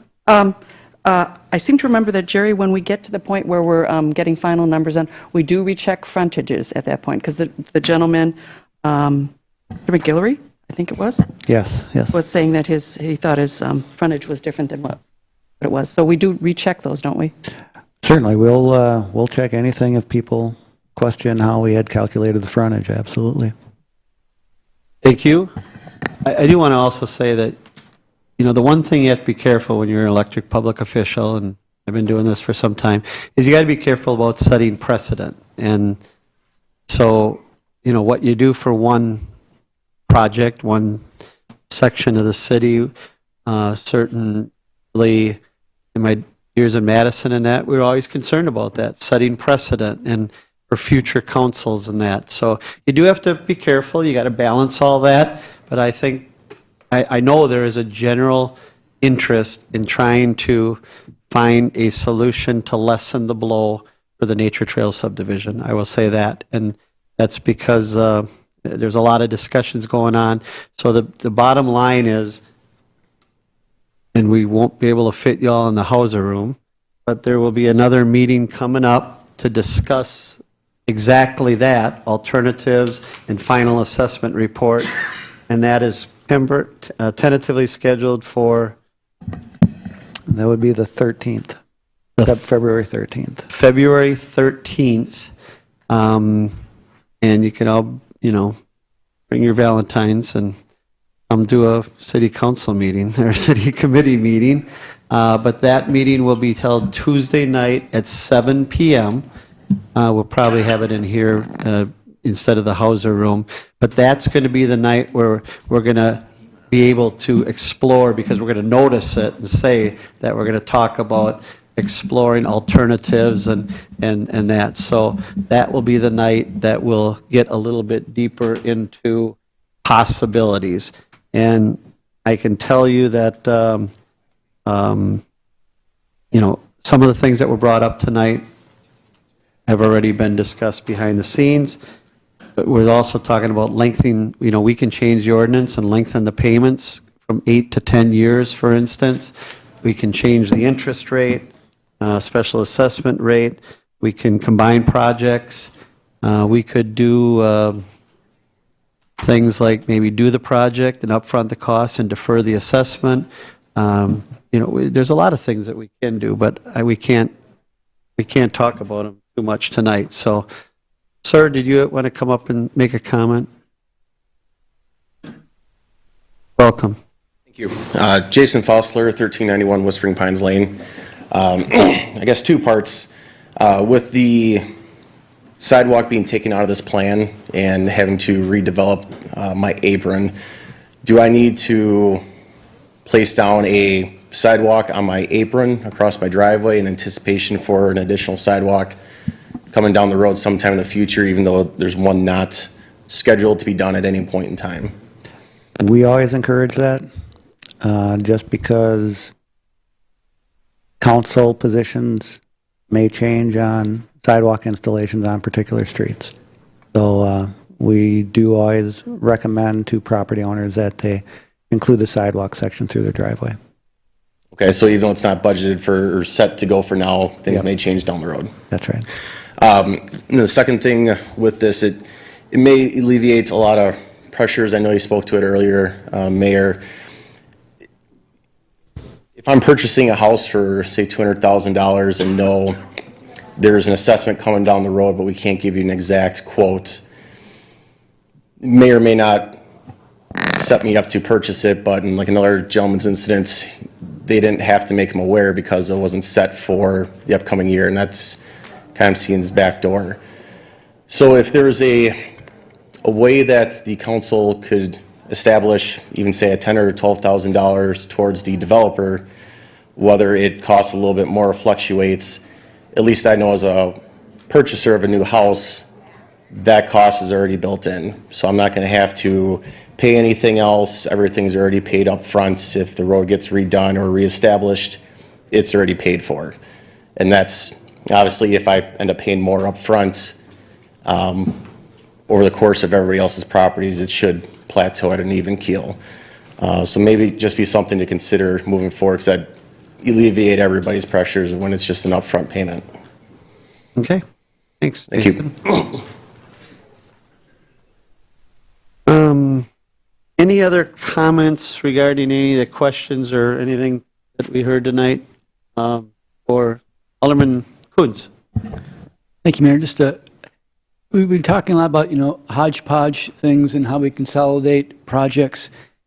I think one of the difficulties and what we've gotten better at is two things. First of all, this process, because you got a lot of state ordinances, things you got to do here with public hearings and everything else. This is not an easy ship to turn around. There's a lot of notices, a lot of things that have to go out well ahead of time to do that. So it's not so easy to add this or put this over here. And you combine that, I think what we've tried to do over the last several years is get this process going much earlier. We'd wait, and a lot of times maybe want to see what happens after the winter and see what roads are really like and which ones got really bad and how many water mains we broke and all these other kind of things that go into selecting a road, because it's not just road, it's all those things underneath it. But we've kind of changed that in trying to do this process earlier so we can go out to bidding and get better prices and more competitive bids. If we wait too long, by the time we go out and bid, all the big guys have already taken on all the projects, and it's like, okay, I'll do this project, but I'm not going to bid it very low. So we want to get competitive bids. We got to get into the process early.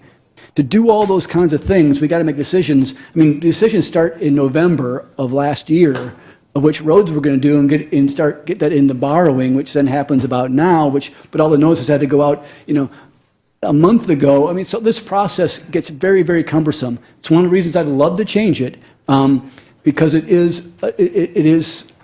just isn't conducive to making the quick changes to doing the kinds of things that I think you wonder, why the heck aren't they doing that?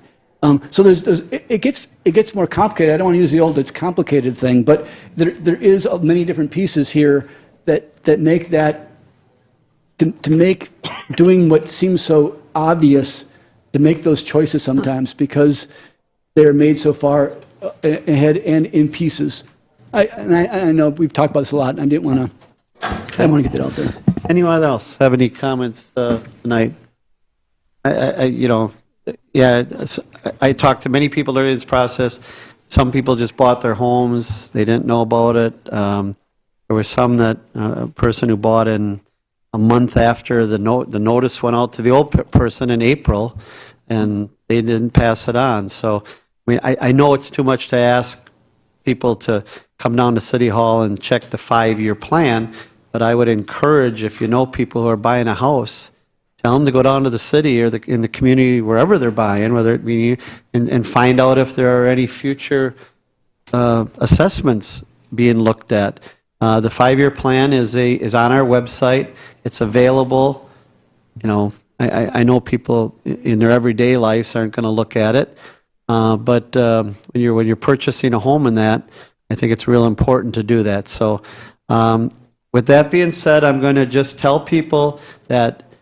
Reminder, February 13th, that will be the night where the council will be discussing the actual final assessment. We'll be looking at potential alternatives for this project, if there are any. And so I would encourage you to possibly come. If you have suggestions, email them to my office. I will send them on to the council, or you can look up on the website who your alderman is. Those of you who live out there know who the 3 are, at least, but you can find out everyone's email, and you can send it to all of them if you have comments or suggestions. I appreciate the fact that, even through all this, the demeanor has been very polite and very professional, and people, respect that, and we respect the way you're handling this and coming to us. But we do know that this isn't an impact, and that's why there's some of us who are looking at making the change and trying to find a better way to do these special assessments, because there is no easy way. But and unfortunately, if and when we do make a change, someone's going to say, "Well, I wish they would have did that last year." But we're going to try our best to see if we can look further into this for the future. But on Nature Trail, it is a little bit different because, as Alderman Stevenson points out, this is the new subdivision. It's kind of your first road, so to speak, so it wouldn't impact that anyways. Sir, do you have one more comment before we close up the public hearing? Dan McGillivray, 1380 Whispering Pines Lane. I just want a clarifying point. You had mentioned that you were going to do some investigation to see whether or not the delay will cause an additional cost, especially at Nature Trail and Whispering Pines, because I think that those are the worst hit right now. So, and I'm wondering if you will consider, if that is in fact the case, that the city considers a way of taking that burden, whatever the difference is. So if they have to add in additional rocks or something because they decided to wait. Alderman Alderman Stevenson and I have had those discussions, and that's just two of them. There's two other aldermen, and there's there's 9 total aldermen, and yes, we're going to have those discussions. Okay? Thank you. So I want to thank everyone for coming, and appreciate your comments, and we're going to take a 5-minute break, and then we're going to reconvene. Is that okay? Okay, 5-minute break. Thank you very much. Start in 1 minute. 1 minute warning. 20 minutes later. I'm going to call the meeting back to order. In the legislature, we would have some of these nights, and then we would go to what's called the Zoom calendar. Okay, so just a friendly suggestion that the rest go on a Zoom calendar. So Zoom calendar. Okay, Zoom. All right. We will move on to. I'll find my agenda here. I got her now. Thank you very much. Item number 5, the Plan Commission report pertaining to the public hearing. Alderman Lang. This will be for the Plan Commission meeting of January 30th, 2018. Alderman Lang. Thank you, Mayor. The minutes for this meeting can be found on the city website. There's one item. Commission recommends council approve ordinance number 2018-03, rezoning the land from an I-2 to General Industrial District to the C2 Central Business District, and I would so move. Second. There's a motion by Alderman Lang, seconded by Alderman Coons, to approve ordinance number 2018-03, rezoning land from I-2 General Industrial District to C2 Central Business District. Any discussion?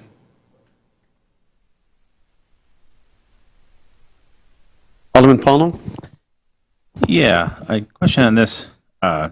It's my understanding that this is driven by big long-term picture, comprehensive 2040 plan recently adopted.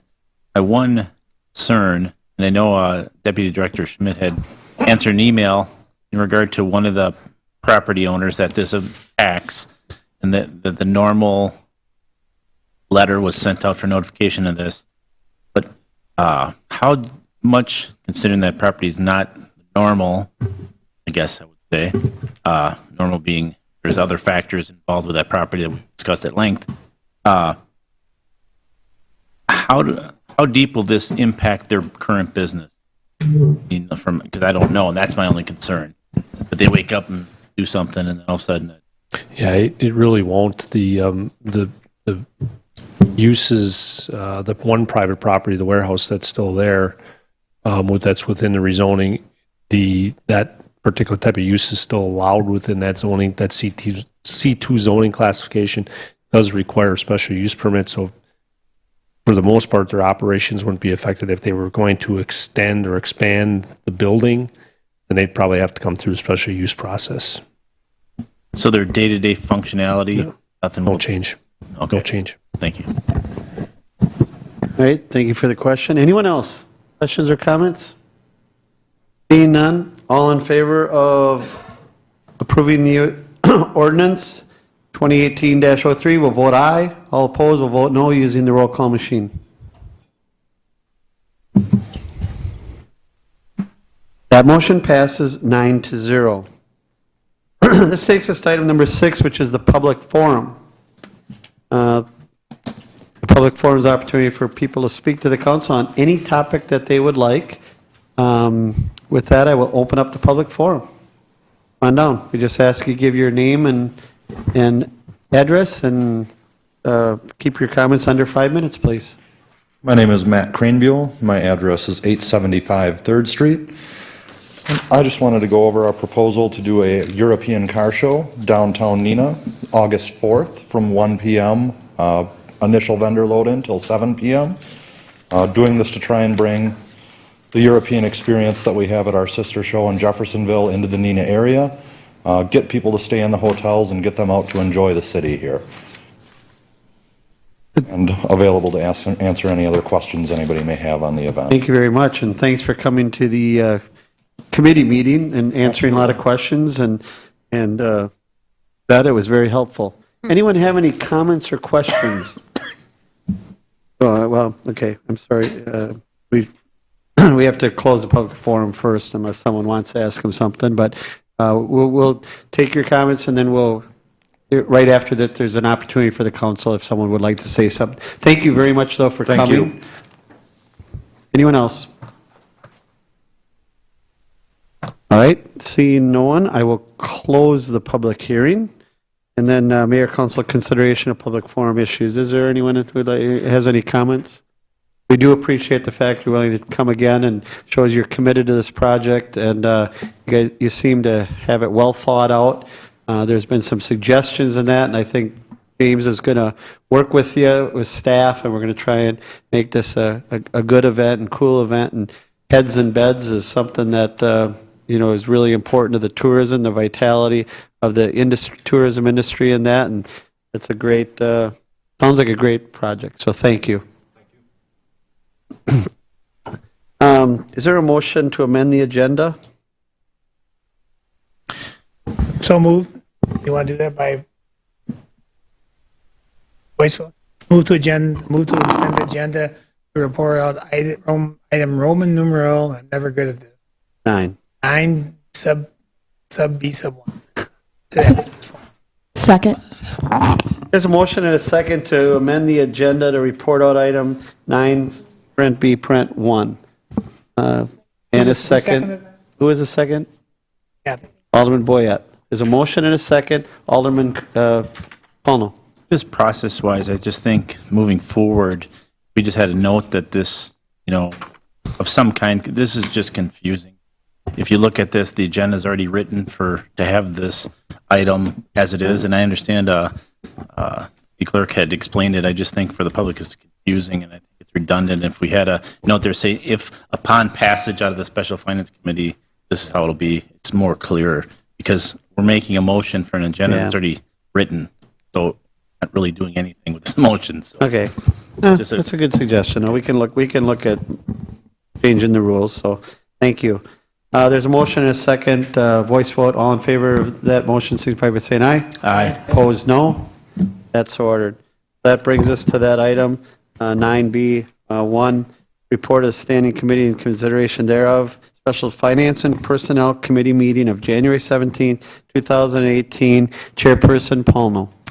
The committee recommend passage of recommended council resolution number 2018-04, authorizing the issuance and sale of 8.295 million general obligation promissory notes, and I would so move. Second. There's a motion and a second to approve resolution number 2018-04. Discussion or questions? Brad, do you have anything to add since we had the meeting?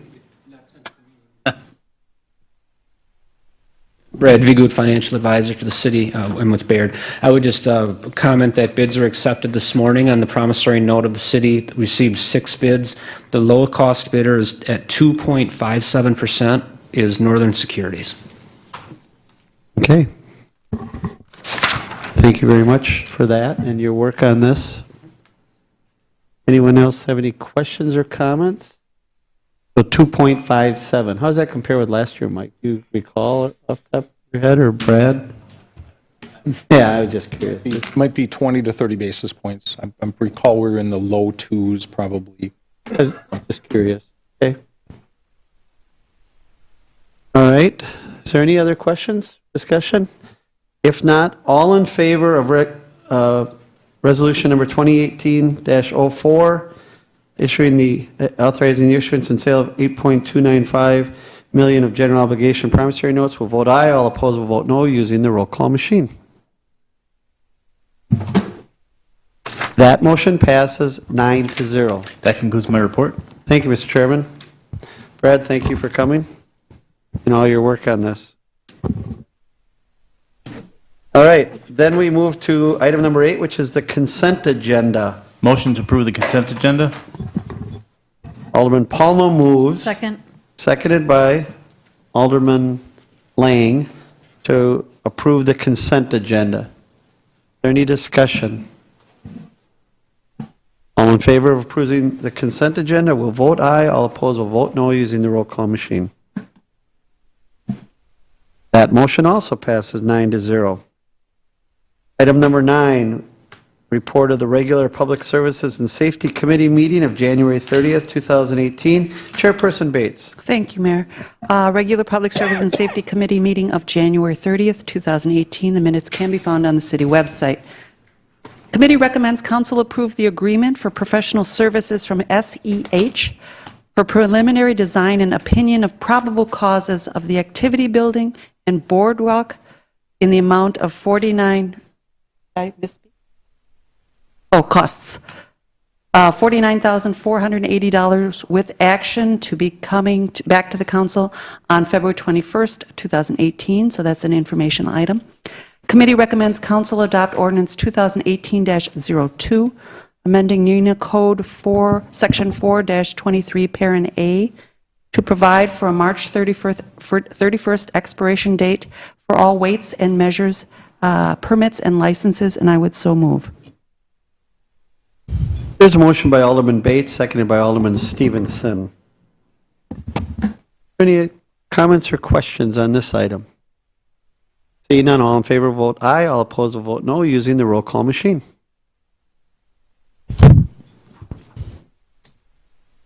That motion passes 9-0. Committee recommends council approve the purchase of a 2018 Dodge Ram 1500 from Ewald Motors, Oconomowoc, Wisconsin, for $22,893.50, and an estimated $2,000 for the truck cap, with staff to report back to committee on the final cap cost, and I would so move. Motion by Alderman Bates. Second. Seconded by Alderman Lindrum. Any discussion? Item? Alderman Boyette. Thank you. So my question is, what is this vehicle going to be used for specifically? It's a brand new vehicle we're purchasing? Yeah, this vehicle is used by our construction inspector. So he is essentially out on the road from middle of March through October, November of the year on various construction projects. And he needs a brand new truck to do that? Well, the one he has is not working. So we can't get a cheaper one or a used one? What we find out with the used ones is the cost for used versus the repairs and efforts we have to make to keep them running. They generally don't pay off for us. Okay, thanks. Any other questions? Comments? Seeing none, all in favor of the motion to approve the 2018 Dodge Ram 1500 will vote aye, all opposed will vote no, using the roll call machine. That motion passes 9-0. Committee recommends council approve the purchase of a 2018 three-wheel street sweeper from Bruce Municipal Equipment in the amount of $221,357, and I believe that's a mechanical sweeper, is that correct? That's correct. And I would so move. There's a motion by Alderman Bates. Second. Seconded by Alderman Paulno. Any discussion? See no discussion. All in favor of purchase, vote aye. All opposed will vote no, using the roll call machine.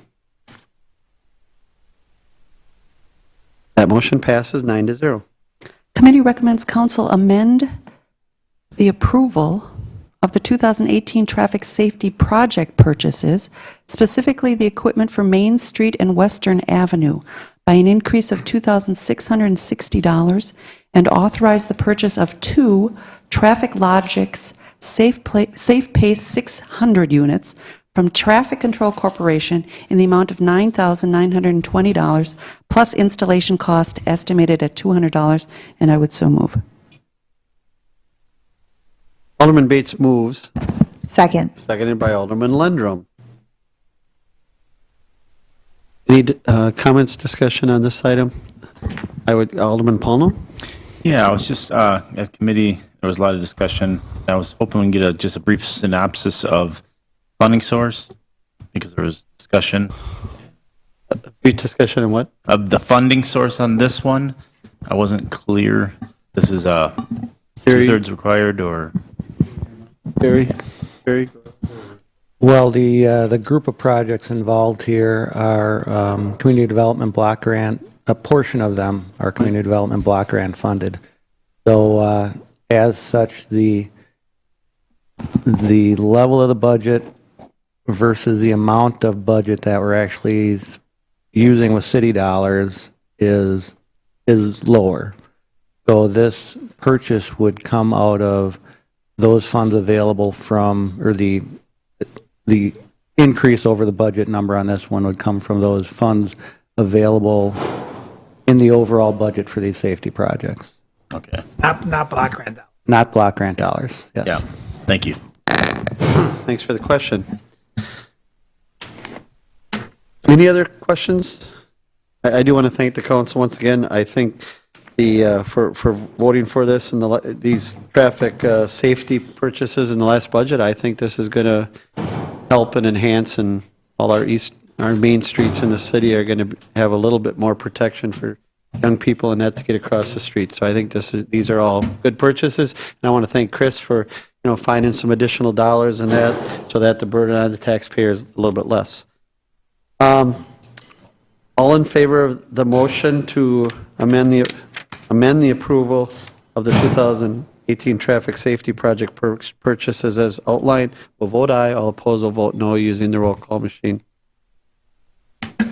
That motion passes 9-0. And that concludes my report. Thank you very much. And I don't know if, but for people that are watching, we didn't have a lot of discussion on these, but I can tell you that there was a lot of discussion in committee on them. That's why the discussion tonight's not really necessary, because we vetted these pretty darn well in committee.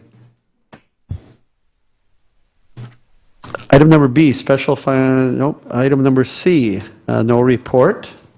Item number 10, special committee reports, liaison special projects committees in consideration. There's no report from the Plan Commission. Item number B is the Neenah Fire Rescue Joint Finance and Personnel Committee. This is Vice Chair, Council President Stevenson. I'll do it. All right. I'm reporting out from the January 23rd meeting of the Neenah Fire Rescue Joint Finance Personnel Committee.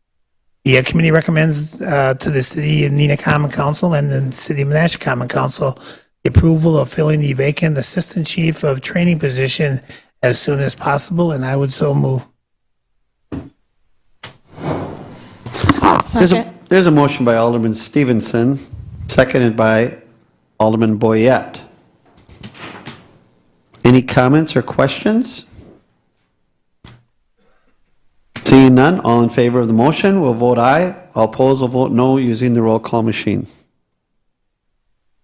That motion passes 9-0. The committee also recommends that the City of Neenah and the City of Menasha Common Councils approve the hiring of 2 firefighters by April 1st, one to fill the vacancy due to retirement on February 2nd, and an anticipated retirement in early June, but not fill the second position until notice of intent to retire has been received, and I would so move.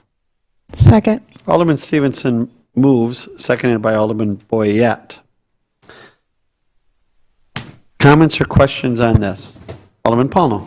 Just for council's information, might be curious as to why we're having these vacancies be filled at council level, which we typically don't do on any other position. We do that because of the merger agreement. The intergovernmental agreement requires it. What I was saying. That's what he's saying. That's what I was explaining to the council, but. Okay. He was explaining that why because the council changed it the number of years ago. I thought I was being clear, but I got 3 people telling people what I'm saying, but hey. Go ahead, Bill, finish. All right. Yeah, per the merger agreement, it's required by both councils to approve the filling of vacancy. Oh, yeah. But did you know? Is that by agreement? Thanks. Thanks, Alderman Paulno. Oh my gosh. Okay. Why are we doing this all? Okay, anyone else? All in favor of the motion will vote aye. All opposed will vote no using the roll call machine.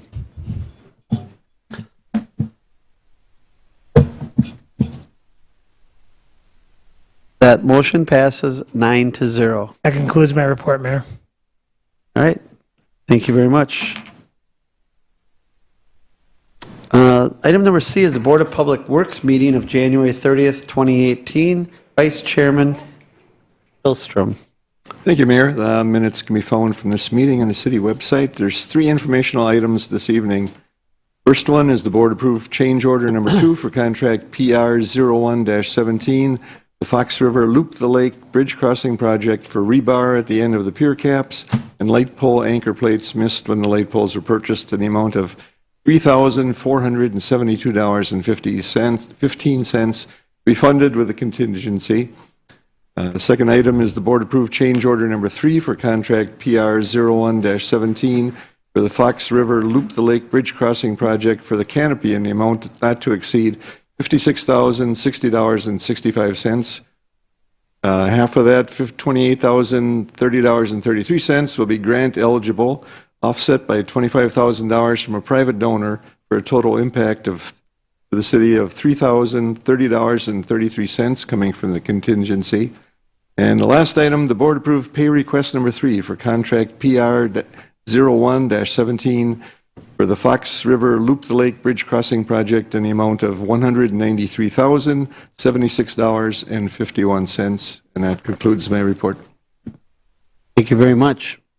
I know we're on a Zoom calendar here, but I do want to say that they are doing really great work out there. The decking is pretty much almost all on, and it's going quite well. Pfeiffer Brothers doing really a good job, and they're way ahead of schedule, so we're really excited about where they are in the project. And then secondly, this community is blessed with a lot of people who really care about the community, and the one change order is pretty much being funded by a private donor and leaving very little impact to the taxpayers. So we think we can appreciate that we have people that really care about this community and go out of their way to make it better. So I just want to make sure that I say thanks publicly to those private donors, especially this one, who is helping projects like this. Item number D, the Landmarks Commission. Is there a report, Alderman Lang? Yes, thank you, Mayor. The Landmarks Commission recently completed work on a new insert for our very popular Neenah Historical Tour brochure. You might be familiar with, hopefully familiar with, details a lot of information on all amazing landmarks in the city of Neenah and historic properties. And we worked on this insert, Take Pride in Your Home, Take Pride in Its History. It's something to tuck inside to remind people that they can investigate the possibility that their home could be a registered landmark if they are interested in pursuing that option. So that's something we recently completed, and also work on the traffic signal box wrap project is ongoing, and very excited this year about the fact that 2 art classes at Neenah High School are taking this project on, and their theme is history, so we'll be using and showcasing a lot of the beautiful historic landmarks in the community on the traffic box wraps. That concludes my report. Thank you, Alderman Lang. Now, the Sustainable Neenah Committee, Alderman Coons, do you have any report? I have no report this time, Mayor. Thank you very much. Neighborhood Groups, Business Improvement District Board, the Bid Board, Alderman Lang. Thank you, Mayor. Our meeting our most recent meeting was January 16th. There were just a couple of updates, some discussion of the role the bid plays in supporting rental properties versus commercial properties in the downtown. Attorney Grant Birch reviewed that, and we had discussion on that. The open house at the Doubletree took place, and also just a reminder that the Warm Your Heart event is taking place this Saturday, February 10th. Concludes my report. Thank you very much. The Bergstrom Mahler Museum report, Alderman Erickson. Thank you, Mayor. The Bergstrom Mahler Museum of Glass board meeting was held on Wednesday, January 10th. There are a number of exciting things going on at the Bergstrom Mahler Museum of Glass. Art After Dark, The Heart of Glass, is scheduled for Thursday, February 15th from 5 to 7. It is also Single Awareness Day. And then on Saturday, March 3rd, There is an art activity day from 10 to 1, and you can make a leprechaun hat keychain at this event. And then the next exhibit will be the Fox Valley Area High School Student Art Exhibition, which will be March 3rd through the 31st. And that concludes my report. And then we have a report from the Library Board, also Alderman Erickson. Thank you, Mayor. The Neenah Library Board met on Wednesday, January 17th, just to highlight a number of the many activities that are going on at the Neenah Public Library. There are free ukulele classes Thursdays from 6 to 7, January 18th through March 8th. There is a short story night at Lion's Tail Brewing Company. There is a Sunday concert series that is Sunday, February 18th, and the group is called the Northwesterners, and it's Western Swing, Classic Country, and Vintage Jazz. And then on Saturday, March 10th, children's book author Stefani Curran will be there for a special book signing and rock painting event. And that concludes my report. Okay. Thank you very much. Any petitions? Believe not. Anyone would like to address any council directives?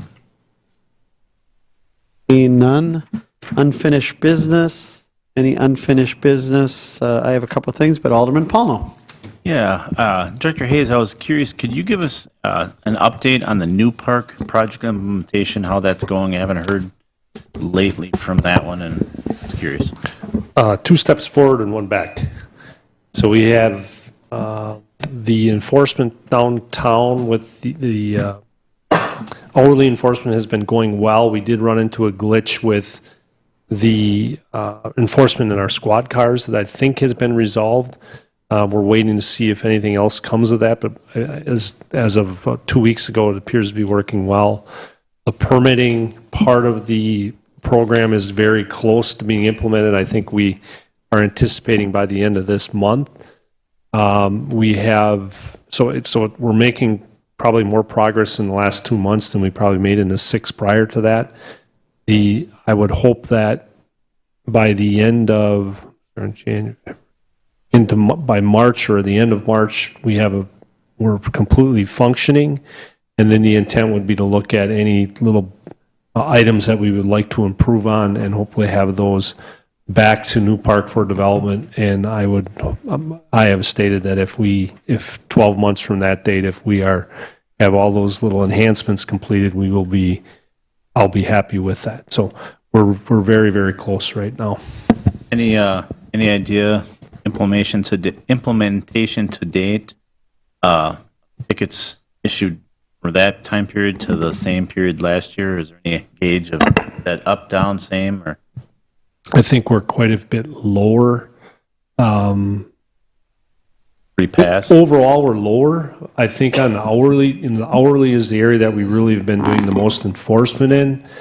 We have issued quite a few tickets there. I don't know numbers, but I can say the impacts of the enforcement are getting the results that we were hoping for, meaning we're seeing more availability of customer parking in the downtown.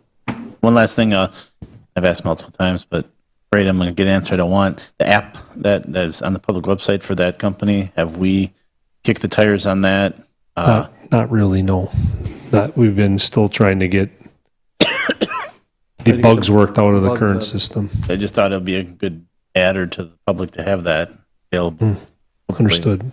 They have the ability to utilize phones, and I'm not sure if I'm guessing there's a subtle difference between an app and being able to get onto the website, right? There's a difference there, but they certainly have accessibility through mobile devices, but it's not an app as I think you're describing it. So yeah, because it's per their presentation and what they said the deliverables were, that app is a functionality of that software, and the younger community especially, powerful to try to bring people use it for marketing or anything. Understood. James told me he's interested in looking at that, more seriously, but we got to get the bugs worked out of it. As many my grandkids have said, Grandpa, there's an app for that. I've heard that numerous times. Grandpa, there's an app for that. So Thanks, Bill.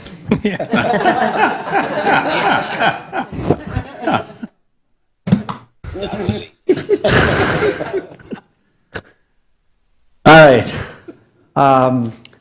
Also under unfinished business, I do want to tell you that Jim and Patty and I, we've been working on this closed captioning issue. Jim is asking that be put on the finance agenda for Monday night.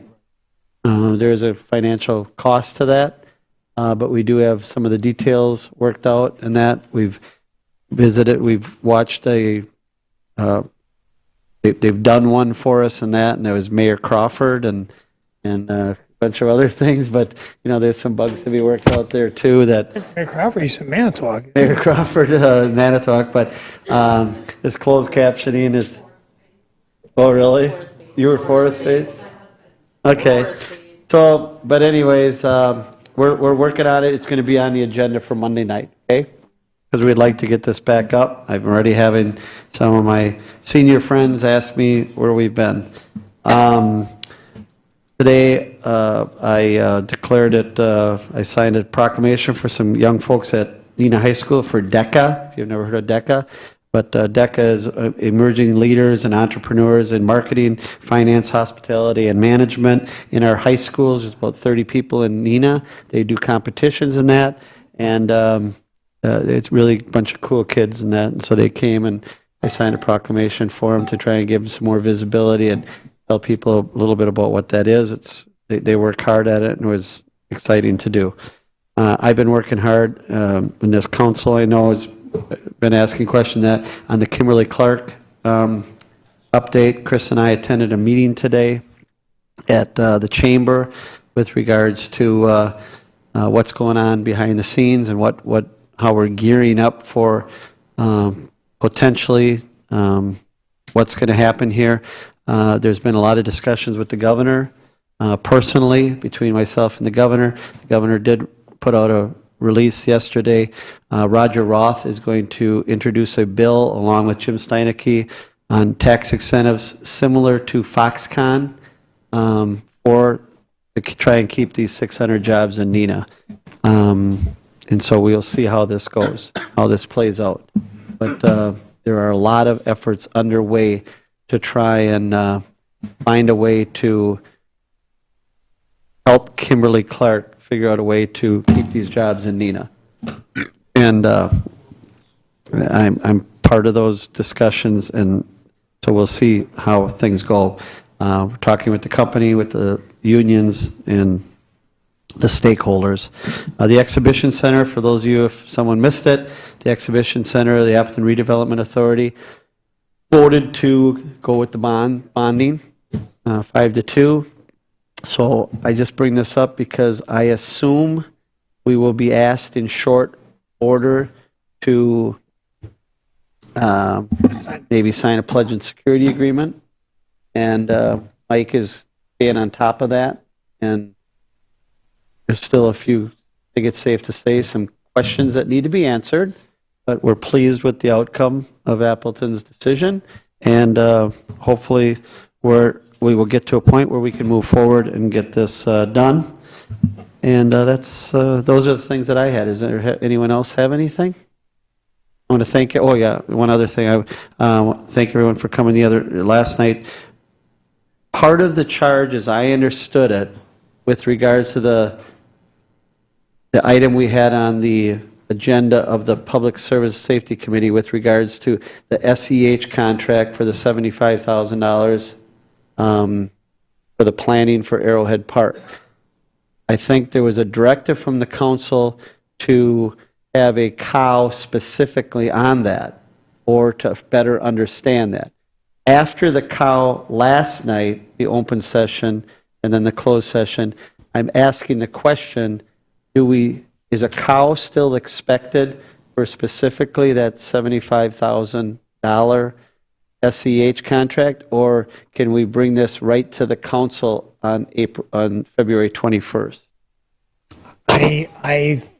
I'm under the understanding that the cow that we conducted last evening was the cow to review and hear master plan from Park and Recreation Commission. I would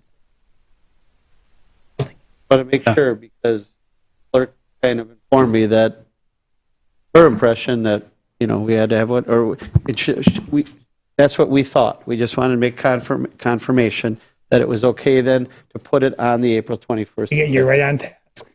As usual, Patty's February right 21st, Patty's sorry. right on task. You're good. February 21st, I'm sorry. So, okay, we will do that. Thank you very much. Alderman Lundgren.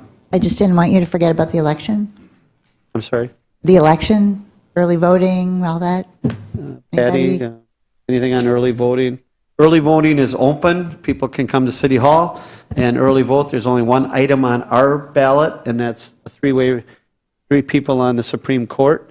So we have early voting. Patty's all set up for the elections, as I understand it. They will be open that day from 7 a.m. till 7 p.m. And you have I'm sorry, 8 p.m. Sorry. And so There's also an election in District 2. There you go. In April. I get you. February. yeah. Sorry. So this is the primary election. My so. bad. And then Director. Are you going to be ready? Yeah, I think Mike and I will talk again tomorrow, but I think Gary and Mike and myself are still talking about the garbage proposal, the refuse, automated garbage refuse proposal. There is some talk about, because we canceled the original call because some late information coming in. And we'll try and Monday work for most people. I know a couple of people that it's not going to work for. But no.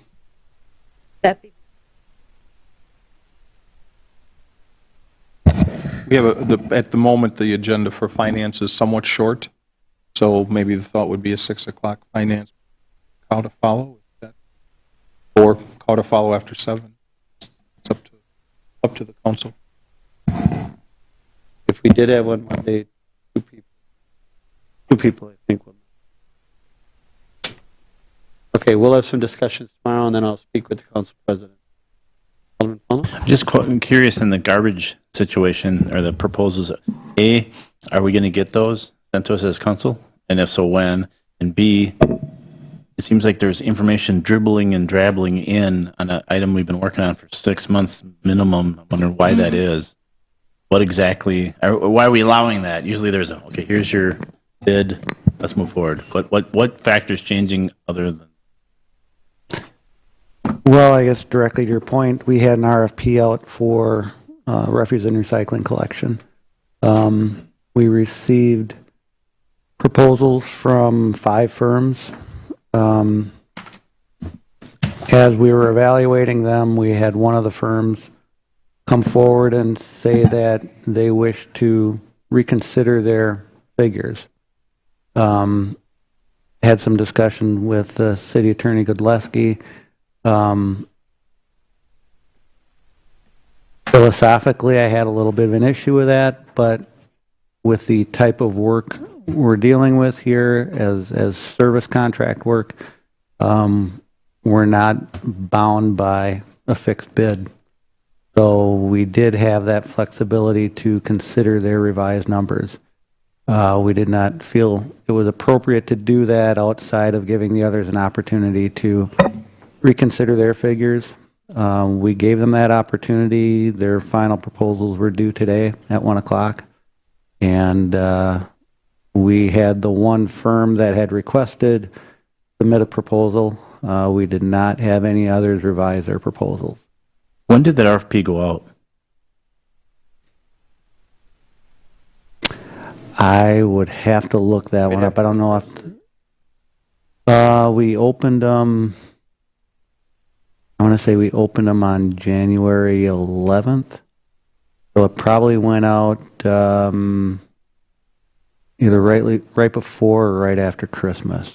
Why was there such a delay in that? Because I guess we've been talking about this since the fall, and I asked specifically in September about that, and I was told the bids were already out. Well, so. after until the council approved the budget, which did include provisions for automated collection, We really didn't have a firm direction at that point, until that point, to go out for RFPs. We had evaluated a number of them in that time and developed an RFP in that period and then sent it out. We're going to put out the RFPs until the council voted on the budget, even though we were talking about it a lot earlier than that. And with Christmas. Any other questions, Alderman? No. Okay. Anyone else? Right? Motion to adjourn? Second? There's a motion by Alderman Paulno, second by Alderman Stevenson to adjourn. All in favor of adjournment, signify by saying aye. Opposed, no. We are adjourned. I have cake. Broadcasts of the City of Neenah Common Council meetings are produced by University Studios of the University of Wisconsin-Fox Valley. Neenah residents can get information about City Council meetings, City Committee meetings, meeting agendas, and other documents via the City website, www.neenahgov.org.